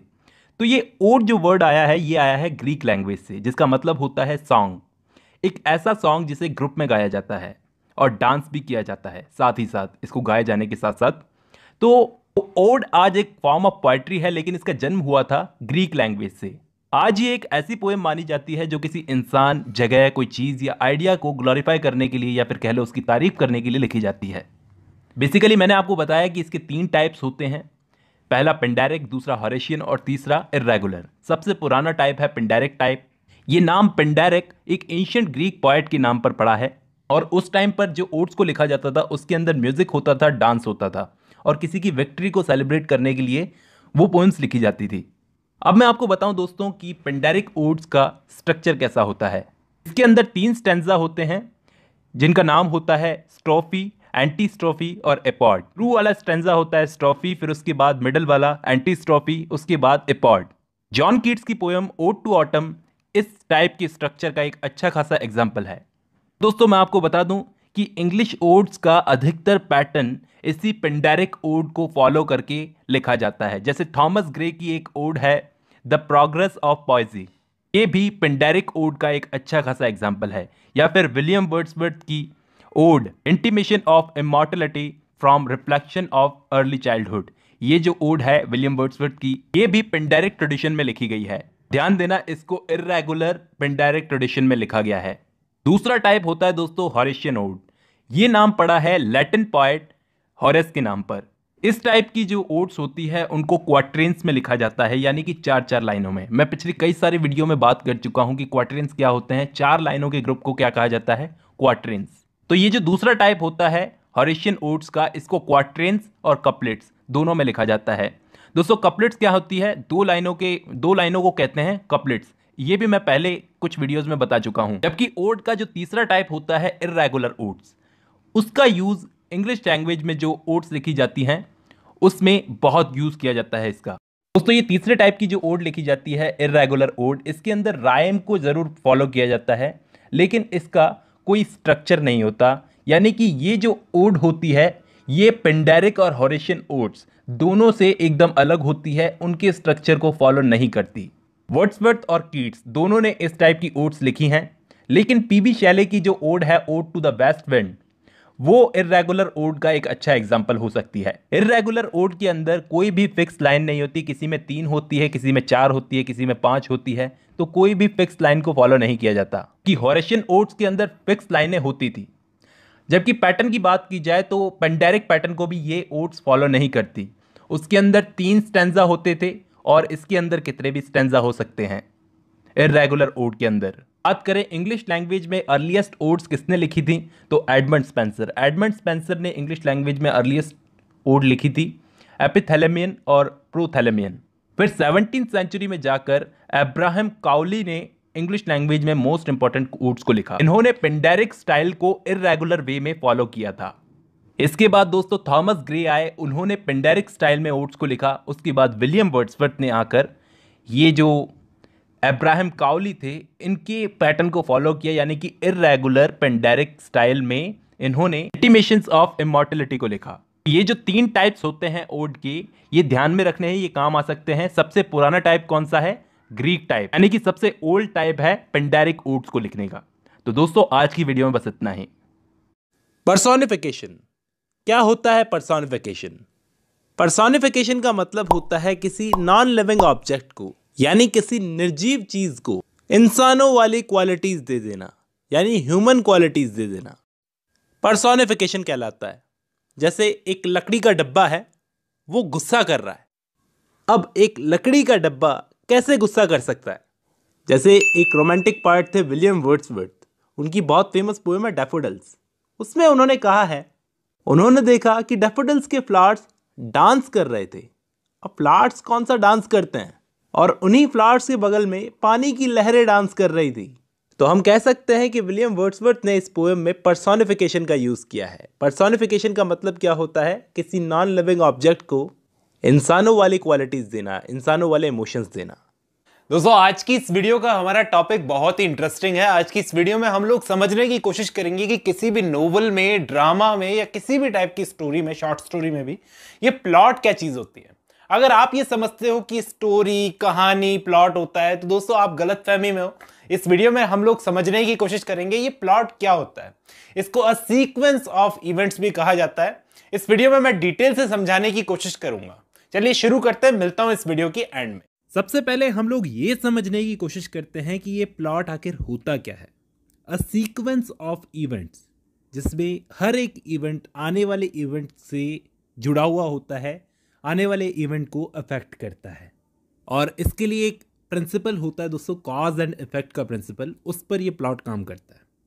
तो एक इवेंट्स की चेन बनती है, तब एक प्लॉट तैयार होता है, जिसको हम आसान शब्दों में स्टोरी लाइन भी कहते हैं। देखो, हर किसी ने प्लॉट की टाइम द टाइम अपनी अपनी डेफिनेशन दी है, अपने अपने तरीके बताए हैं कि प्लॉट कैसे तैयार होना चाहिए। मैं सबसे पहले आपको E.M. फ्रॉस्टर, आपने नाम सुना होगा, अ पैसेज टू इंडिया वाले, उन्होंने एक वर्क लिखा था एस्पेक्ट्स ऑफ नोवेल। उसके अंदर आपको प्लॉट के बारे में इन्होंने एक बहुत ही अच्छी लाइन लिखकर डेफिनेशन दी है। उन्होंने ये कॉज एंड इफेक्ट को समझाने के लिए क्या बोला है, वो कहते हैं कि स्टोरी और प्लॉट में क्या फ़र्क होता है आपको मालूम है? एक स्टोरी में और एक प्लॉट में क्या फ़र्क होता है? आप कहोगे दोनों सेम से ही लगते हैं, लेकिन E.M. फॉस्टर बोलते हैं कि नहीं, ऐसा नहीं है। देखो, स्टोरी क्या होती है कि एक राजा है, वो मर गया, फिर उसके बाद में क्वीन भी मर गई, उसकी रानी भी मर गई, तो ये हुई स्टोरी। जबकि एक प्लॉट क्या होता है कि राजा मर गया, फिर उसी के गम में रानी भी मर गई, राजा मर गया, उसी के गम में रानी भी मर गई, तो एक इवेंट का असर पड़ा दूसरे इवेंट पर। इसको कहते हैं प्लॉट। बहुत ही अच्छे तरीके से समझा है इस लाइन के थ्रू। तो अगर आप स्टोरी और प्लॉट को एक ही चीज़ समझते हो तो दोस्तों दोनों बहुत अलग अलग चीज़ें हैं। जैसे मैं आपको एक टाइटैनिक मूवी आई थी, एक फिल्म आई थी, उसमें एक लड़की का सीन है जब वो शिप के सामने वाली रेलिंग पर जाकर खड़ी हो जाती है और हाथ फैला लेती है जैसे वो उड़ रही हो। आपको याद होगा, सबको याद है ये सीन, बहुत ही इंटरेस्टिंग भी लगता है, लेकिन ये प्लॉट का हिस्सा नहीं है टेक्निकली। क्या ये सीन एक इवेंट है? आप सवाल पूछो खुद से, क्या ये सीन एक इवेंट है और क्या इसका असर पड़ा दूसरे इवेंट पर? नहीं, तो ये प्लॉट का हिस्सा नहीं है टेक्निकली। तो हम अगर प्लॉट को समझ रहे हैं तो हमें एरिस्टोटल ने अपनी पॉलिटिक्स में प्लॉट के बारे में क्या बोला है ये जानना भी जरूरी है। देखो, एरिस्टोटल ऐसा मानते थे कि प्लॉट को एक होल सिंगल एक्शन में लिखा जाना चाहिए। ये होल सिंगल एक्शन क्या होता है? मतलब प्लॉट अपने आप में कंप्लीट होना चाहिए, यूनिटी ऑफ एक्शन होनी चाहिए, मतलब उसका स्ट्रक्चर जो होता है ना प्लॉट का, वो सेल्फ कंटेन होना चाहिए, बिगिनिंग से मिडल, मिडल से एंड तक। उन्होंने अपने हिसाब से प्ले को 2 पार्ट्स में बांट दिया था। पहला पार्ट था कॉम्प्लिकेशन और दूसरा डेनुमन। और उन्होंने प्लॉट के ड्रामेटिक स्ट्रक्चर को बताने के लिए सोफोक्लिस आपको मालूम होगा, बहुत ही ग्रेट प्लेराइट थे, उनके वर्क्स का एग्जाम्पल यूज किया है। उन्होंने मतलब एरिस्टोटल ने सीन्स के भी 2 स्पेशल इंटरेस्ट बताए। एक होता है रिवर्सल और दूसरा होता है रिकग्निशन। रिवर्सल तो वो जो एक्शन को नई डायरेक्शन देता है, और रिकग्निशन वो जो प्रोटैगनिस्ट के पास कुछ इंपॉर्टेंट हो वो रिवील करने के लिए इसका यूज़ किया जाता है। रिवर्सल का मतलब पहले वाले सीन में कुछ ऐसा होना चाहिए जिससे दूसरा सीन जुड़े। पॉइंट्स को प्रॉपरली सेटअप करना बहुत ज़रूरी है। तो एक चीज़ मैं आपको बता देता हूँ, एरिस्टोटल को कैरेक्टर सेंट्रिक प्लॉट बिल्कुल पसंद नहीं थे कि आपने एक आदमी के अराउंड, एक आदमी के आसपास पूरा प्लॉट गढ़ दिया। जैसे कि आप चार्ल्स डिकेंस की नोवेल पढ़ो ऑलिवर ट्विस्ट के आसपास सारा प्लॉट गढ़ दिया। तो उनको ऐसे कैरेक्टर सेंट्रिक प्लॉट बिल्कुल पसंद नहीं थे, और इसी के साथ साथ उन्हें एपिसोडिक प्लॉट भी बिल्कुल पसंद नहीं थे। और इसी के साथ साथ उन्होंने कहा कि जो प्लॉट के अंदर एक्शंस होते हैं ना, उनका पर्पस होना चाहिए हमें कोई मॉरल चीज़ सिखाने का, मतलब मॉरलिटी प्ले का सेंटर होनी चाहिए, और वो ही प्ले को ग्रेट बनाएगी। अब दोस्तों, एरिस्टोटल के आइडियाज़ हमने पढ़े। अब हमें एक जर्मन नोवेलिस्ट, एक जर्मन प्लेराइट थे बहुत फेमस, गुस्टाव राइटाग, उनके आइडियाज़ भी पढ़ने पड़ेंगे। उन्होंने एक वर्क लिखा था डाई टेक्निक डास ड्रामाज। दोस्तों अगर मैंने गलत प्रोनाउंस किया तो सॉरी। जिसमें इन्होंने 5 एक्ट ड्रामेटिक स्ट्रक्चर को स्टडी किया और इन्होंने एक पिरामिड बनाया था दोस्तों, जिसको राइटाग पिरामिड भी कहा जाता है। और इस पिरामिड के जरिए उन्होंने बताया कि स्टोरी के प्लॉट में 5 पार्ट्स होने चाहिए। सबसे पहला पार्ट है एक्सपोजिशन, जिसे इंट्रोडक्शन कहा जाता है। दूसरा राइजिंग एक्शन, तीसरा क्लाइमैक्स, चौथा फॉलिंग एक्शन, और लास्ट में कैटास्ट्रॉफी, जिसे रेजोल्यूशन भी कहा जाता है। और ड्रामा के 5 एक्ट्स, इन्हीं 5 पार्ट्स को ऐसे ही फॉलो करने चाहिए, जिसे कई लोग ड्रामेटिक आर्क भी कहते हैं। और इन 5 पार्ट्स के अलावा उन्होंने 3 टाइप की फोर्सेस भी बताई दोस्तों, इसको भी नोट कर लेना। मैं क्या बोलने जा रहा हूं आप ढंग से नोट करना। पहली होती है एक्साइटिंग फोर्स, जो राइजिंग एक्शन को लीड करती है। दूसरी होती है ट्रेजिक फोर्स, जो फॉलिंग एक्शन को लीड करती है। और लास्ट में होती है फाइनल सस्पेंस फोर्स, जो कैटास्ट्रॉफी को लीड करती है। अब दोस्तों, अगर हम एरिस्टोटल की माने तो हमें इन तीनों फोर्सेस को ढंग से फॉलो करना चाहिए। लेकिन फ्रैटाग क्या बोलते हैं कि यहां पर एक्साइटिंग फोर्स जरूरी है, लेकिन ट्रेजिक फोर्स और फाइनल सस्पेंस फोर्स ऑप्शनल है। अगर राइटर चाहे तो इनको फॉलो करे और ना चाहे तो ना करे। मतलब सिर्फ एक्शन जरूरी है, बाकी चीज़ें ऑप्शनल है, इसलिए आप देखना मॉडर्न प्लॉट्स में आपको एक्शन ज़्यादा मायने रखता दिखेगा। आप देखना एरिस्टोटल के बिल्कुल अपोजिट ये हीरो सेंट्रिक प्लॉट को बढ़ावा दे रहे हैं। उम्मीद करता हूँ इससे आपको, इस वीडियो से, छोटी सी वीडियो से आपको प्लॉट समझ में आया होगा। फिलहाल आज की इस वीडियो में बस इतना ही। अब जब आपने ये वीडियो खत्म कर ली है तो मैं उम्मीद करता हूं आपको प्लॉट का मतलब समझ में आया होगा। जितना क्लियरली हो सके उतना क्लियरली समझाने की कोशिश की है। आपके एग्जाम्स में क्वेश्चंस बनते हैं कि प्लॉट के बारे में लिखो। अब मैं उम्मीद करता हूं इस वीडियो के खत्म होने के बाद में आप प्लॉट के बारे में काफी कुछ जान चुके हैं दोस्तों। चलिए आज की इस वीडियो में बस इतना ही, मिलता हूं नेक्स्ट वीडियो में। दोस्तों आज की इस वीडियो का हमारा टॉपिक रहेगा सोनेट। सोनेट एक टाइप की पोएम होती है। इंग्लिश लिटरेचर के स्टूडेंट को सबसे पहले अगर किसी टाइप की पोएम से इंट्रोड्यूस करवाया जाता है तो वो होती है सोनेट। अधिकतर ऐसा होता है। तो सोनेट क्या होती है, इसकी हिस्ट्री के बारे में हम लोग जानेंगे। ये दोस्तों बहुत सारे स्टूडेंट्स के लिए काम की वीडियो होने वाली है, तो इस वीडियो को पूरा देखना। सोनेट एक 14 लाइनों की पोएम होती है।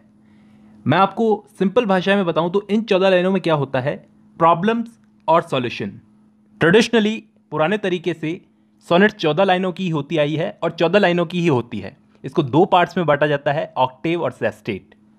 मैं पुराने तरीके की बात कर रहा हूं, यानी कि इटालियन लिटरेचर में सोनेट्स कैसे लिखी जाती थी, ऑक्टेव और सेस्टेट में।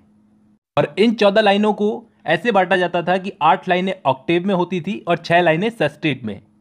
अब सोनेट्स की बहुत सारी वैरायटीज पूरी दुनिया में फेमस है, लेकिन दो टाइप की सोनेट्स पूरी दुनिया में सबसे ज्यादा मानी जाती है। सबसे पहली है इटालियन सोनेट और दूसरी है इंग्लिश सोनेट्स। इटालियन सोनेट को पेट्रार्कन सोनेट्स भी बोला जाता है और इंग्लिश सोनेट्स को शेक्सपियरियन सोनेट्स बोला जाता है। तो इन दोनों में पुरानी सोनेट्स कौन सी है? पुरानी सोनेट्स है दोस्तों ये इटालियन सोनेट। इन दोनों में सिमिलरिटी ये है कि दोनों में ही प्रॉब्लम्स और सॉल्यूशन चलते हैं, लेकिन इन दोनों में फर्क ये है, पहला तो राइम स्कीम का और दूसरा स्ट्रक्चर का बहुत बड़ा फर्क है, वो मैं आपको आगे बताऊंगा। लेकिन पहले मैं आपको बता देता हूं कि पूरे वर्ल्ड में सोनेट्स अलग अलग लैंग्वेजेस में लिखी जाती हैं, जैसे French, Italian, Spanish, polish, Russian, Urdu और जर्मन पोएट्स ने बहुत सारी सोनेट्स लिखी हैं। तो शुरू से शुरू करते हैं कि सोनेट आई कैसे। 13th सेंचुरी में जियाकोमो द लैंटिनी नाम के एक पोएट ने खोजा था सोनेट्स को, एक ऐसी पोएम जो 14 लाइनों में लिखी जाती है।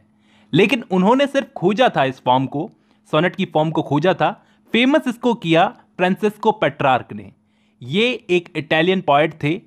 फ्रांसिस्को पेट्रार्क ने अपनी बिलव्ड लौरा नाम की एक वुमेन के लिए वो सोनेट्स लिखी, इटालियन लैंग्वेज में सोनेट्स लिखी, और इन सोनेट्स को कहा जाता है पेट्रार्कन सोनेट्स। इन 14 लाइन की पोएम्स को कहा जाता है पेट्रार्कन सोनेट, जो फ्रांसिस्को पेट्रार्क ने अपने बिलव्ड लौरा के लिए लिखी। अब ये जो पेट्रार्कन सोनेट्स जो थी, ये दो पार्ट्स में बटी हुई थी, ऑक्टेव और सेस्टेट, जैसा कि मैंने आपको बताया। और इस पेट्रार्कन सोनेट की राइम स्कीम थी ABBA ABBA CDE DCE। याद रखना दोस्तों, ये पेट्रार्कन सोनेट की राइम स्कीम है, बहुत ही जरूरी है, आगे बहुत काम आएगी। अब दोस्तों इस टाइप की पोएम्स का, इस टाइप की सोनेट्स का, पेट्रार्कन सोनेट्स का स्ट्रक्चर कुछ ऐसे होता है कि शुरुआती 8 लाइनें जो होती है उनको बोला जाता है ऑक्टेव। तो इन ऑक्टेव की लाइनों में प्रॉब्लम्स बताई जाती है, क्वेश्चंस पूछ पूछ कर। यानी कि शुरू में ऐसे पूछते हैं question, does she love me, कि क्या वो मुझे प्रेम करती है। ये 8 लाइनों में, ऑक्टेव की 8 लाइनों में प्रॉब्लम्स क्रिएट की जाती है, और बाद की 6 लाइनें जो होती है उन्होंने उन सवालों के जवाब दिए जाते हैं। जो ऑक्टेव में पूछे हुए सवाल रहते हैं उनके जवाब दिए जाते हैं। अच्छा, तो अब इन सवालों से जवाबों में बदलते हुए एक टर्न आता है, ऑक्टेव से सेस्टेट में जाते हुए एक टर्न आता है। एक पॉइंट ऐसा आता है जब पोएट सवाल पूछने की बजाय जवाब देने लगता है। तो इस टर्न को इटालियन लैंग्वेज में, ध्यान देना क्या बोलते हैं इस टर्न को, वोल्टा। और ये टर्न आता है, बेसिकली ये टर्न आता है 9th लाइन में, 9वीं लाइन में। ऑक्टेव की 8 लाइनें खत्म हो जाती है और सेस्टेट स्टार्ट होता है। तो आई होप यहां तक समझ में आया होगा। अब इतना तो हमको पता चल गया कि सोनेट्स इंग्लिश लैंग्वेज में पहले नहीं लिखी गई थी, पहले इटालियन लैंग्वेज में लिखी गई थी, बाद में ये इंग्लिश लैंग्वेज में आई। तो इंग्लिश लैंग्वेज में इसको लेकर कौन आया? तो दोस्तों मैं आपको बताऊं, इंग्लिश लैंग्वेज में जो सोनेट्स को लाया था उसका नाम है Thomas Wyatt. Thomas Wyatt 16th century का एक पोएट था, इंग्लिश पोएट था। उसने क्या किया था, फ्रांसिस्को पेट्रार्क जो इटालियन पोएट था जिसने सोनेट्स को इन्वेंट किया था, उसके वर्क्स को इटालियन से इंग्लिश लैंग्वेज में ट्रांसलेट किया। फिर इसके बाद एक और नाम है सोनेट्स के इतिहास में, एक और नाम है अर्ल ऑफ सरी। ये बंदा, इसने क्या किया था, सोनेट्स के स्ट्रक्चर में चेंज कर दिया। जो पेट्रार्कन सोनेट्स का स्ट्रक्चर होता था, इंग्लिश लैंग्वेज में जब सोनेट्स लिखी जाने लगी उसका स्ट्रक्चर चेंज कर दिया इसने, अर्ल ऑफ सरी ने। इसने इंग्लिश सोनेट्स की राइम स्कीम को बदला और अब आयम्बिक पेंटामीटर में सोनेट्स को लिखा गया। और इन्होंने सबसे बड़ा चेंज क्या किया था सोनेट के स्ट्रक्चर में, कि 4-4 लाइनों के 3 तो इसमें क्वार्टरेंस होंगे, यानी कि 4-4 लाइनों में सोनेट्स को बांट दिया जाएगा, और एंड की जो 2 लाइनें होगी उसको कहेंगे हम कपलेट। मैं आपको बता दूं, इन्होंने राइम स्कीम रखी थी इंग्लिश सोनेट्स की AB CD CD EF EF GG। और एक चीज इन्होंने सिमिलर रखी इटालियन सोनेट्स की तरह, कि इसमें भी प्रॉब्लम और सॉल्यूशन होगा।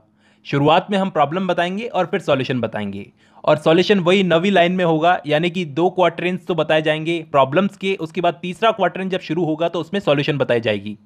9th लाइन के अंदर हम लोग सॉल्यूशन बताना शुरू कर देंगे। लेकिन फिर आ गए विलियम शेक्सपियर, उन्होंने इस रूल को तोड़ दिया।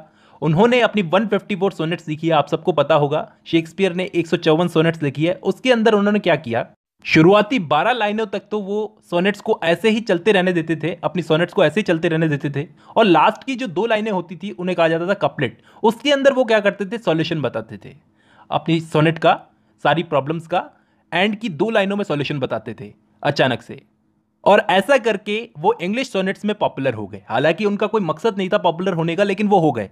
इसलिए इंग्लिश सोनेट्स को हम शेक्सपियरियन सोनेट्स भी कहते हैं, और इसके अलावा इंग्लिश सोनेट्स को हम एलिजाबेथन सोनेट्स भी कहते हैं। राइम स्कीम में शेक्सपियर ने कोई बदलाव नहीं किया था, वो वही इंग्लिश सोनेट्स की राइम स्कीम को फॉलो करते थे, AB CD CD EF EF GG। लेकिन एक बात मैं आपको बता दूं कि टर्न जो आता है सोनेट्स के अंदर, वो टर्न तो शेक्सपियर की सोनेट में 9th लाइन में आ जाता था, लेकिन सॉल्यूशन वो लास्ट की 2 लाइनों में देते थे। आई होप आपको इंग्लिश सोनेट्स के बारे में भी कुछ पता चला होगा। बात की जाए मॉडर्न सोनेट्स की, तो मैं आपको बता दूं दोस्तों, 20th सेंचुरी में आकर कुछ पोइट्स ऐसे थे, वैसे तो ये ट्रेडिशन खत्म हो गया था 20th सेंचुरी में आते आते, बहुत कम पोइट्स लिखा करते थे सोनेट्स, जैसे Robert Lowell, WH Auden, Elizabeth Bishop और बिली कॉलिंस। इन्होंने मॉडर्न टाइम में आकर 20th सेंचुरी में आकर सोनेट्स लिखी, लेकिन इन्होंने सोनेट के टाइप को बिल्कुल बदल दिया। यानी कि इन्होंने क्या किया, मॉडर्न टाइम में आकर के सोनेट्स ऐसी लिखने लगे जिनमें कोई राइम स्कीम नहीं होती थी। यानी कि कोई भी ऐसी पोएम जिसमें कोई स्ट्रिक्ट राइम स्कीम फॉलो नहीं की गई हो, 14 लाइनों की हो, वो हो जाएगी सोनेट मॉडर्न टाइम के हिसाब से। इंग्लिश और पेट्रार्कन सोनेट्स के अलावा मैं और दूसरी सोनेट्स के बारे में बता रहा हूं आपको अभी। एक होती है ऑक्सीटन सोनेट्स। ऑक्टिसन सोनेट्स के अंदर क्या होता था दोस्तों, रोमांस लैंग्वेज होती थी। ये जो फॉर्म थी ऑक्टिसन सोनेट्स की, ये 13 या 14 सेंचुरी के आसपास इसको लिखा गया था। इटालियन सोनेट्स के साथ ही ये डेवलप हुई थी, लेकिन इटालियन सोनेट्स से बिल्कुल अलग थी। यानी कि इसकी राइम स्कीम क्या होती थी, ABBA CD CD CD। एक होती है स्पेंसरियन सोनेट, जिसको एडमंड स्पेंसर ने 16th सेंचुरी के ग्रेट पोएट थे, उन्होंने डेवलप किया था। इस टाइप की सोनेट्स को एडमंड स्पेंसर ने अपने हिसाब से लिखा था, उन्होंने अपनी राइम स्कीम बनाई, AB BC CD CD EE। ये एडमंड स्पेंसर की राइम स्कीम थी। इसके अलावा दोस्तों एक चीज आपको और बताता हूं मैं, एक टाइप की सोनेट होती है कर्टल सोनेट्स। इस फॉर्म को डेवलप किया था GM हॉपकिंस ने। ये बहुत ही ध्यान देने वाली बात है दोस्तों। GM हॉपकिंस ने क्या किया था, सोनेट्स का साइज छोटा कर दिया था, यानी कि 10.5 लाइनों की सोनेट बना दी थी। 10 लाइनों की सोनेट और उसके अलावा एक आधी लाइन होती थी उसमें। इसको बोला जाता था कर्टल सोनेट्स। ध्यान देना, कर्टल सोनेट्स बोला जाता था इस टाइप की सोनेट्स को। अब मैं आपको बताऊं बहुत ही काम की बात, कि इंग्लिश हो या इटालियन सोनेट्स, दोनों टाइप की सोनेट्स में पोएट का मकसद सिर्फ एक ही होता था, प्यार। प्यार को रिप्रेजेंट करती थी उस टाइप की पोएम। लेकिन फिर 17th सेंचुरी में आया जॉन डन। उन्होंने अपनी सोनेट्स लिखी रिलीजियस टाइप से, रिलीजियस सोनेट्स लिखना शुरू कर दी। और फिर जॉन मिल्टन ने आकर सटायरिकल पोएम्स, सटायरिकल सोनेट्स और सीरियस सोनेट्स लिखना शुरू की। मैं आपको बता दूं, मिल्टन ने पेट्रार्कन और शेक्सपियरियन दोनों टाइप के ट्रेडिशन को तोड़ दिया था, और उसके बाद सोनेट्स में लाइफ और डेथ पर लिखना शुरू किया। उन्होंने लव सोनेट्स नहीं लिखी, बल्कि लाइफ और डेथ पर सोनेट्स लिखना शुरू की। और एक चीज बहुत ही ध्यान देने वाली, कि मिल्टन ने शेक्सपियरियन राइम स्कीम को फॉलो नहीं किया था, बल्कि पेट्रार्कन राइम स्कीम को फॉलो किया। और दोस्तों जॉन मिल्टन को ही देखकर विलियम वर्ड्सवर्थ ने भी अपनी सोनेट्स का मॉडल बनाया। जैसे उनकी जो सोनेट है the world is too much with us, 19th century में, और वर्ड्सवर्थ मिल्टन को बहुत मानते थे, तो उन्होंने मिल्टन की ही तरह वही राइम स्कीम फॉलो की, पेट्रार्कन राइम स्कीम। दूसरी बात की जाए पीबी शैले की, तो पीबी शैले अपनी एक अलग ही राइम स्कीम यूज करते थे, ABAB ACDC EDEFEF। ये पीबी शैले की राइम स्कीम है। इनकी एक बहुत ही फेमस, वर्ल्ड की फेमस सोनेट है ओzymandias, वो शायद आपको पढ़नी चाहिए, बहुत ही फेमस सोनेट है दोस्तों। तो दोस्तों आज की वीडियो में बस इतना ही। दोस्तों आज की ये वीडियो बहुत ही इंपॉर्टेंट होने वाली है सभी इंग्लिश लिटरेचर के बच्चों के लिए। आज की इस वीडियो में हम लोग डिस्कस करेंगे एरिस्टोटल की 3 यूनिटीज को। ये 3 यूनिटीज कौन सी है? टाइम, प्लेस और एक्शन। इसकी हिस्ट्री भी बताऊंगा और ये यूनिटीज क्या कहती है ये भी समझाऊंगा इस वीडियो में। बहुत ही इंटरेस्टिंग वीडियो होने वाली है। शुरू करते हैं, मिलता हूं इस वीडियो के एंड। दोस्तों आज की इस वीडियो में मैं आपको 3 यूनिटीज़ के बारे में बताऊंगा। इन्हें टाइम, प्लेस और एक्शन कहा जाता है। इन्हें 3 क्लासिकल यूनिटीज़ और एरिस्टोटेलियन यूनिटीज़ भी कहा जाता है। Unity of time, place and action. तो मैं हिस्ट्री से शुरू करता हूँ। इसकी कहानी शुरू होती है एक इटालियन क्रिटिक से जिसका नाम था त्रिसिनो। इटालियन में इसको त्रिसिनो बोलेंगे। उन्होंने 1514 में 1514 में एक ब्लैंक वर्ड्स ट्रेजेडी लिखी जिसमें उन्होंने इन 3 यूनिटीज़ के बारे में अपना प्रिंसिपल दिया। वो बोले कि एरिस्टोटल ने इस प्रिंसिपल को दिया था, लेकिन सच बात ये थी कि त्रिसिनो ने कभी भी एरिस्टोटल का वर्क, जो इंपॉर्टेंट वर्क था पोएटिक्स जिसे आज हम सब पढ़ते हैं, वो कभी पढ़ा ही नहीं। उनके पास वो वर्क पहुंचा ही नहीं था। उन्होंने एरिस्टोटल की दूसरी बुक पढ़ी थी, रेटोरिक नाम की। उस बुक में एरिस्टोटल ने सिर्फ एक्शन और टाइम पर फोकस किया था, प्लेस पर फोकस नहीं किया था। किन 2 यूनिटीज की बात की थी? एक्शन की यूनिटी और टाइम की यूनिटी की, और उस तरीके से नहीं जिस तरीके से त्रिसिनो ने हमें बताया। तो ये बात पॉलिटिक्स में हमें कभी पढ़ने को नहीं मिलती कि एरिस्टोटल ने 3 यूनिटीज की बात की थी। अब इसका मतलब ये हुआ कि शायद उस वक्त बहुत बुरे ट्रांसलेशंस हुए थे जिसकी वजह से त्रिसिनो ने गलत पढ़ लिया होगा और गलत ही समझ लिया होगा, गलत इंटरप्रिटेशंस निकाल दी होगी। अब क्या होगा, ये गलत इंफॉर्मेशन आगे पास ऑन होती गई। तो 1570 में एक इटालियन ह्यूमनिस्ट थे, लॉडोविको कैस्टेलवेट्रो, उनके हाथ में ये इंटरप्रिटेशंस लगी। तो उन्होंने इन तीनों यूनिटीज को रीडिफाइन किया। दोस्तों इस बंदे ने एरिस्टोटल की पॉलिटिक्स का ट्रांसलेशन किया और अपनी इंटरप्रिटेशंस निकाली। इसने इतनी क्रूड और इनएक्यूरेट ट्रांसलेशंस की कि पहले से बिगड़ी हुई चीज को और बिगाड़ दिया। तो आज जो हम 3 यूनिटीज पढ़ते हैं, टाइम, प्लेस और एक्शन की, वो निकल कर आई थी इटली से, और फिर ये थ्योरी आई इटली से फ्रांस में। फ्रांस के थिएटर ने तो बड़ा जल्दी इन यूनिटीज को अडॉप्ट कर लिया, फॉलो करना शुरू कर दिया, बड़ा स्ट्रिक्टली। ऐसे भी नहीं कि ऐसे ही कर रहे हैं, बड़ा स्ट्रिक्टली। उस टाइम पर एक फ्रेंच थिएटर में एक बहुत बड़ा नाम था, कॉर्नेल, जिनको founding father of French tragedy भी कहा जाता है। उन्होंने फ्रेंच स्टेज में इसको 3 यूनिटीज को बड़ा स्ट्रांगली सपोर्ट किया। और यहाँ इंग्लैंड में शेक्सपियर जैसे ग्रेट ड्रामेटिस्ट ने इन यूनिटीज को बिल्कुल नहीं माना, लेकिन फ्रेंच बड़ा प्राउड करते थे कि हम लोग एरिस्टोटेलियन यूनिटीज को फॉलो करते हैं। लेकिन इन फ्रेंच ड्रामेटिस्ट के इस प्राउड को तोड़ने वाले भी बड़ी जल्दी मार्केट में आ गए, जैसे कि विक्टर ह्यूगो। वो विक्टर इन टाइम और प्लेस की यूनिटीज को बिल्कुल नहीं मानते थे, वो सिर्फ यूनिटी ऑफ एक्शन को मानते थे। इंग्लैंड में भी इन 3 यूनिटीज को कोई फॉलो नहीं करता था, इवन शेक्सपियर भी नहीं करते थे, सिवाय कुछ लोगों को छोड़कर, जैसे सर फिलिप सिडनी। वो बोलते थे कि इंग्लैंड इन 3 यूनिटीज को नेग्लेक्ट करता है, जो करना नहीं चाहिए, अपने famous work N apology of poetry में। जॉन ड्राइडन ने भी पार्शली इन यूनिटीज को सपोर्ट किया है, पूरी तरह से नहीं, पार्शली मतलब थोड़ा सा। जैसे शेक्सपियर के हिस्ट्री प्लेस को उन्होंने क्रिटिसाइज किया, जहां से ये आइडिया निकल कर आया, यानी इटली में त्रिसिनो से, उनके दिमाग से, क्योंकि उनके पास तो पॉलिटिक्स अवेलेबल थी नहीं। लेकिन सिर्फ अरस्तू का नाम उन्होंने जोड़ दिया तो हो गई फेमस ये 3 यूनिटीज। अब मैं आपको बताता हूं कि ये 3 यूनिटीज है क्या। गौर से सुनना, टाइम, प्लेस और एक्शन। पहले टाइम का मतलब समझाता हूं। टाइम का मतलब एक पूरा दिन, एक पूरी कहानी आप 24 घंटों के अंदर ही पूरी करोगे। मतलब इससे ज़्यादा लंबी नहीं होना चाहिए। मतलब अगर आप अपनी कहानी को जंप करवा कर 16 साल आगे ले जाओ, जैसे कि शेक्सपियर ने एक विंटर्स टेल नाम का ड्रामा लिखा है, उसके अंदर वो अपनी कहानी को 16 साल जंप करवा के आगे ले जाते हैं। तो यहाँ पर शेक्सपियर टाइम की यूनिटी को फॉलो नहीं कर रहा है, वो मान नहीं रहे हैं इस चीज़ को। इसलिए शायद ड्राइडन ने भी शेक्सपियर को ये कहकर क्रिटिसाइज किया है कि शेक्सपियर के हिस्ट्री प्लेज में शेक्सपियर बिल्कुल भी टाइम की यूनिटी को फॉलो नहीं करते थे। मतलब आप अगर 30-40 साल आगे की कहानी कुछ घंटों में दिखा देते हो तो ये कहाँ से टाइम की यूनिटी हुई। यहाँ तो कहा जाता है कि एक पूरे दिन में यानी 24 घंटे की कहानी आपको दिखानी है, इससे ज़्यादा की नहीं, क्योंकि उस टाइम पर मतलब ग्रीक टाइम पर, एरिस्टोटल के टाइम पर स्टेज को एक सेटिंग से दूसरी सेटिंग पर ले जाने में काफ़ी टाइम लगता था, तो ऑडियंस का कनेक्शन टूट जाता था, इसलिए शायद उन्होंने ये बात कही होगी। अगर आपको ऑडियंस को यकीन दिलवाना है कि आप स्टेज पर जो कुछ भी दिखा रहे हो वो सब सच है, तो 24 घंटे की कहानी दिखाओ, सिर्फ 16 साल आगे की मत दिखाओ, कनेक्शन टूट जाएगा। दूसरा जो रूल है वो है यूनिटी ऑफ प्लेस। जगह बहुत मायने रखती है ड्रामा दिखाते वक्त। आप अगर ऑडियंस में कनेक्शन चाहते हो तो आपको एक ही सिंगल लोकेशन चूज़ करनी पड़ेगी, वहीं पर अपना ड्रामा परफॉर्म करवाना पड़ेगा। और अगर आप ऐसा नहीं करते हो तो ऑडियंस का कनेक्शन ब्रेक कर सकता है। कैसे?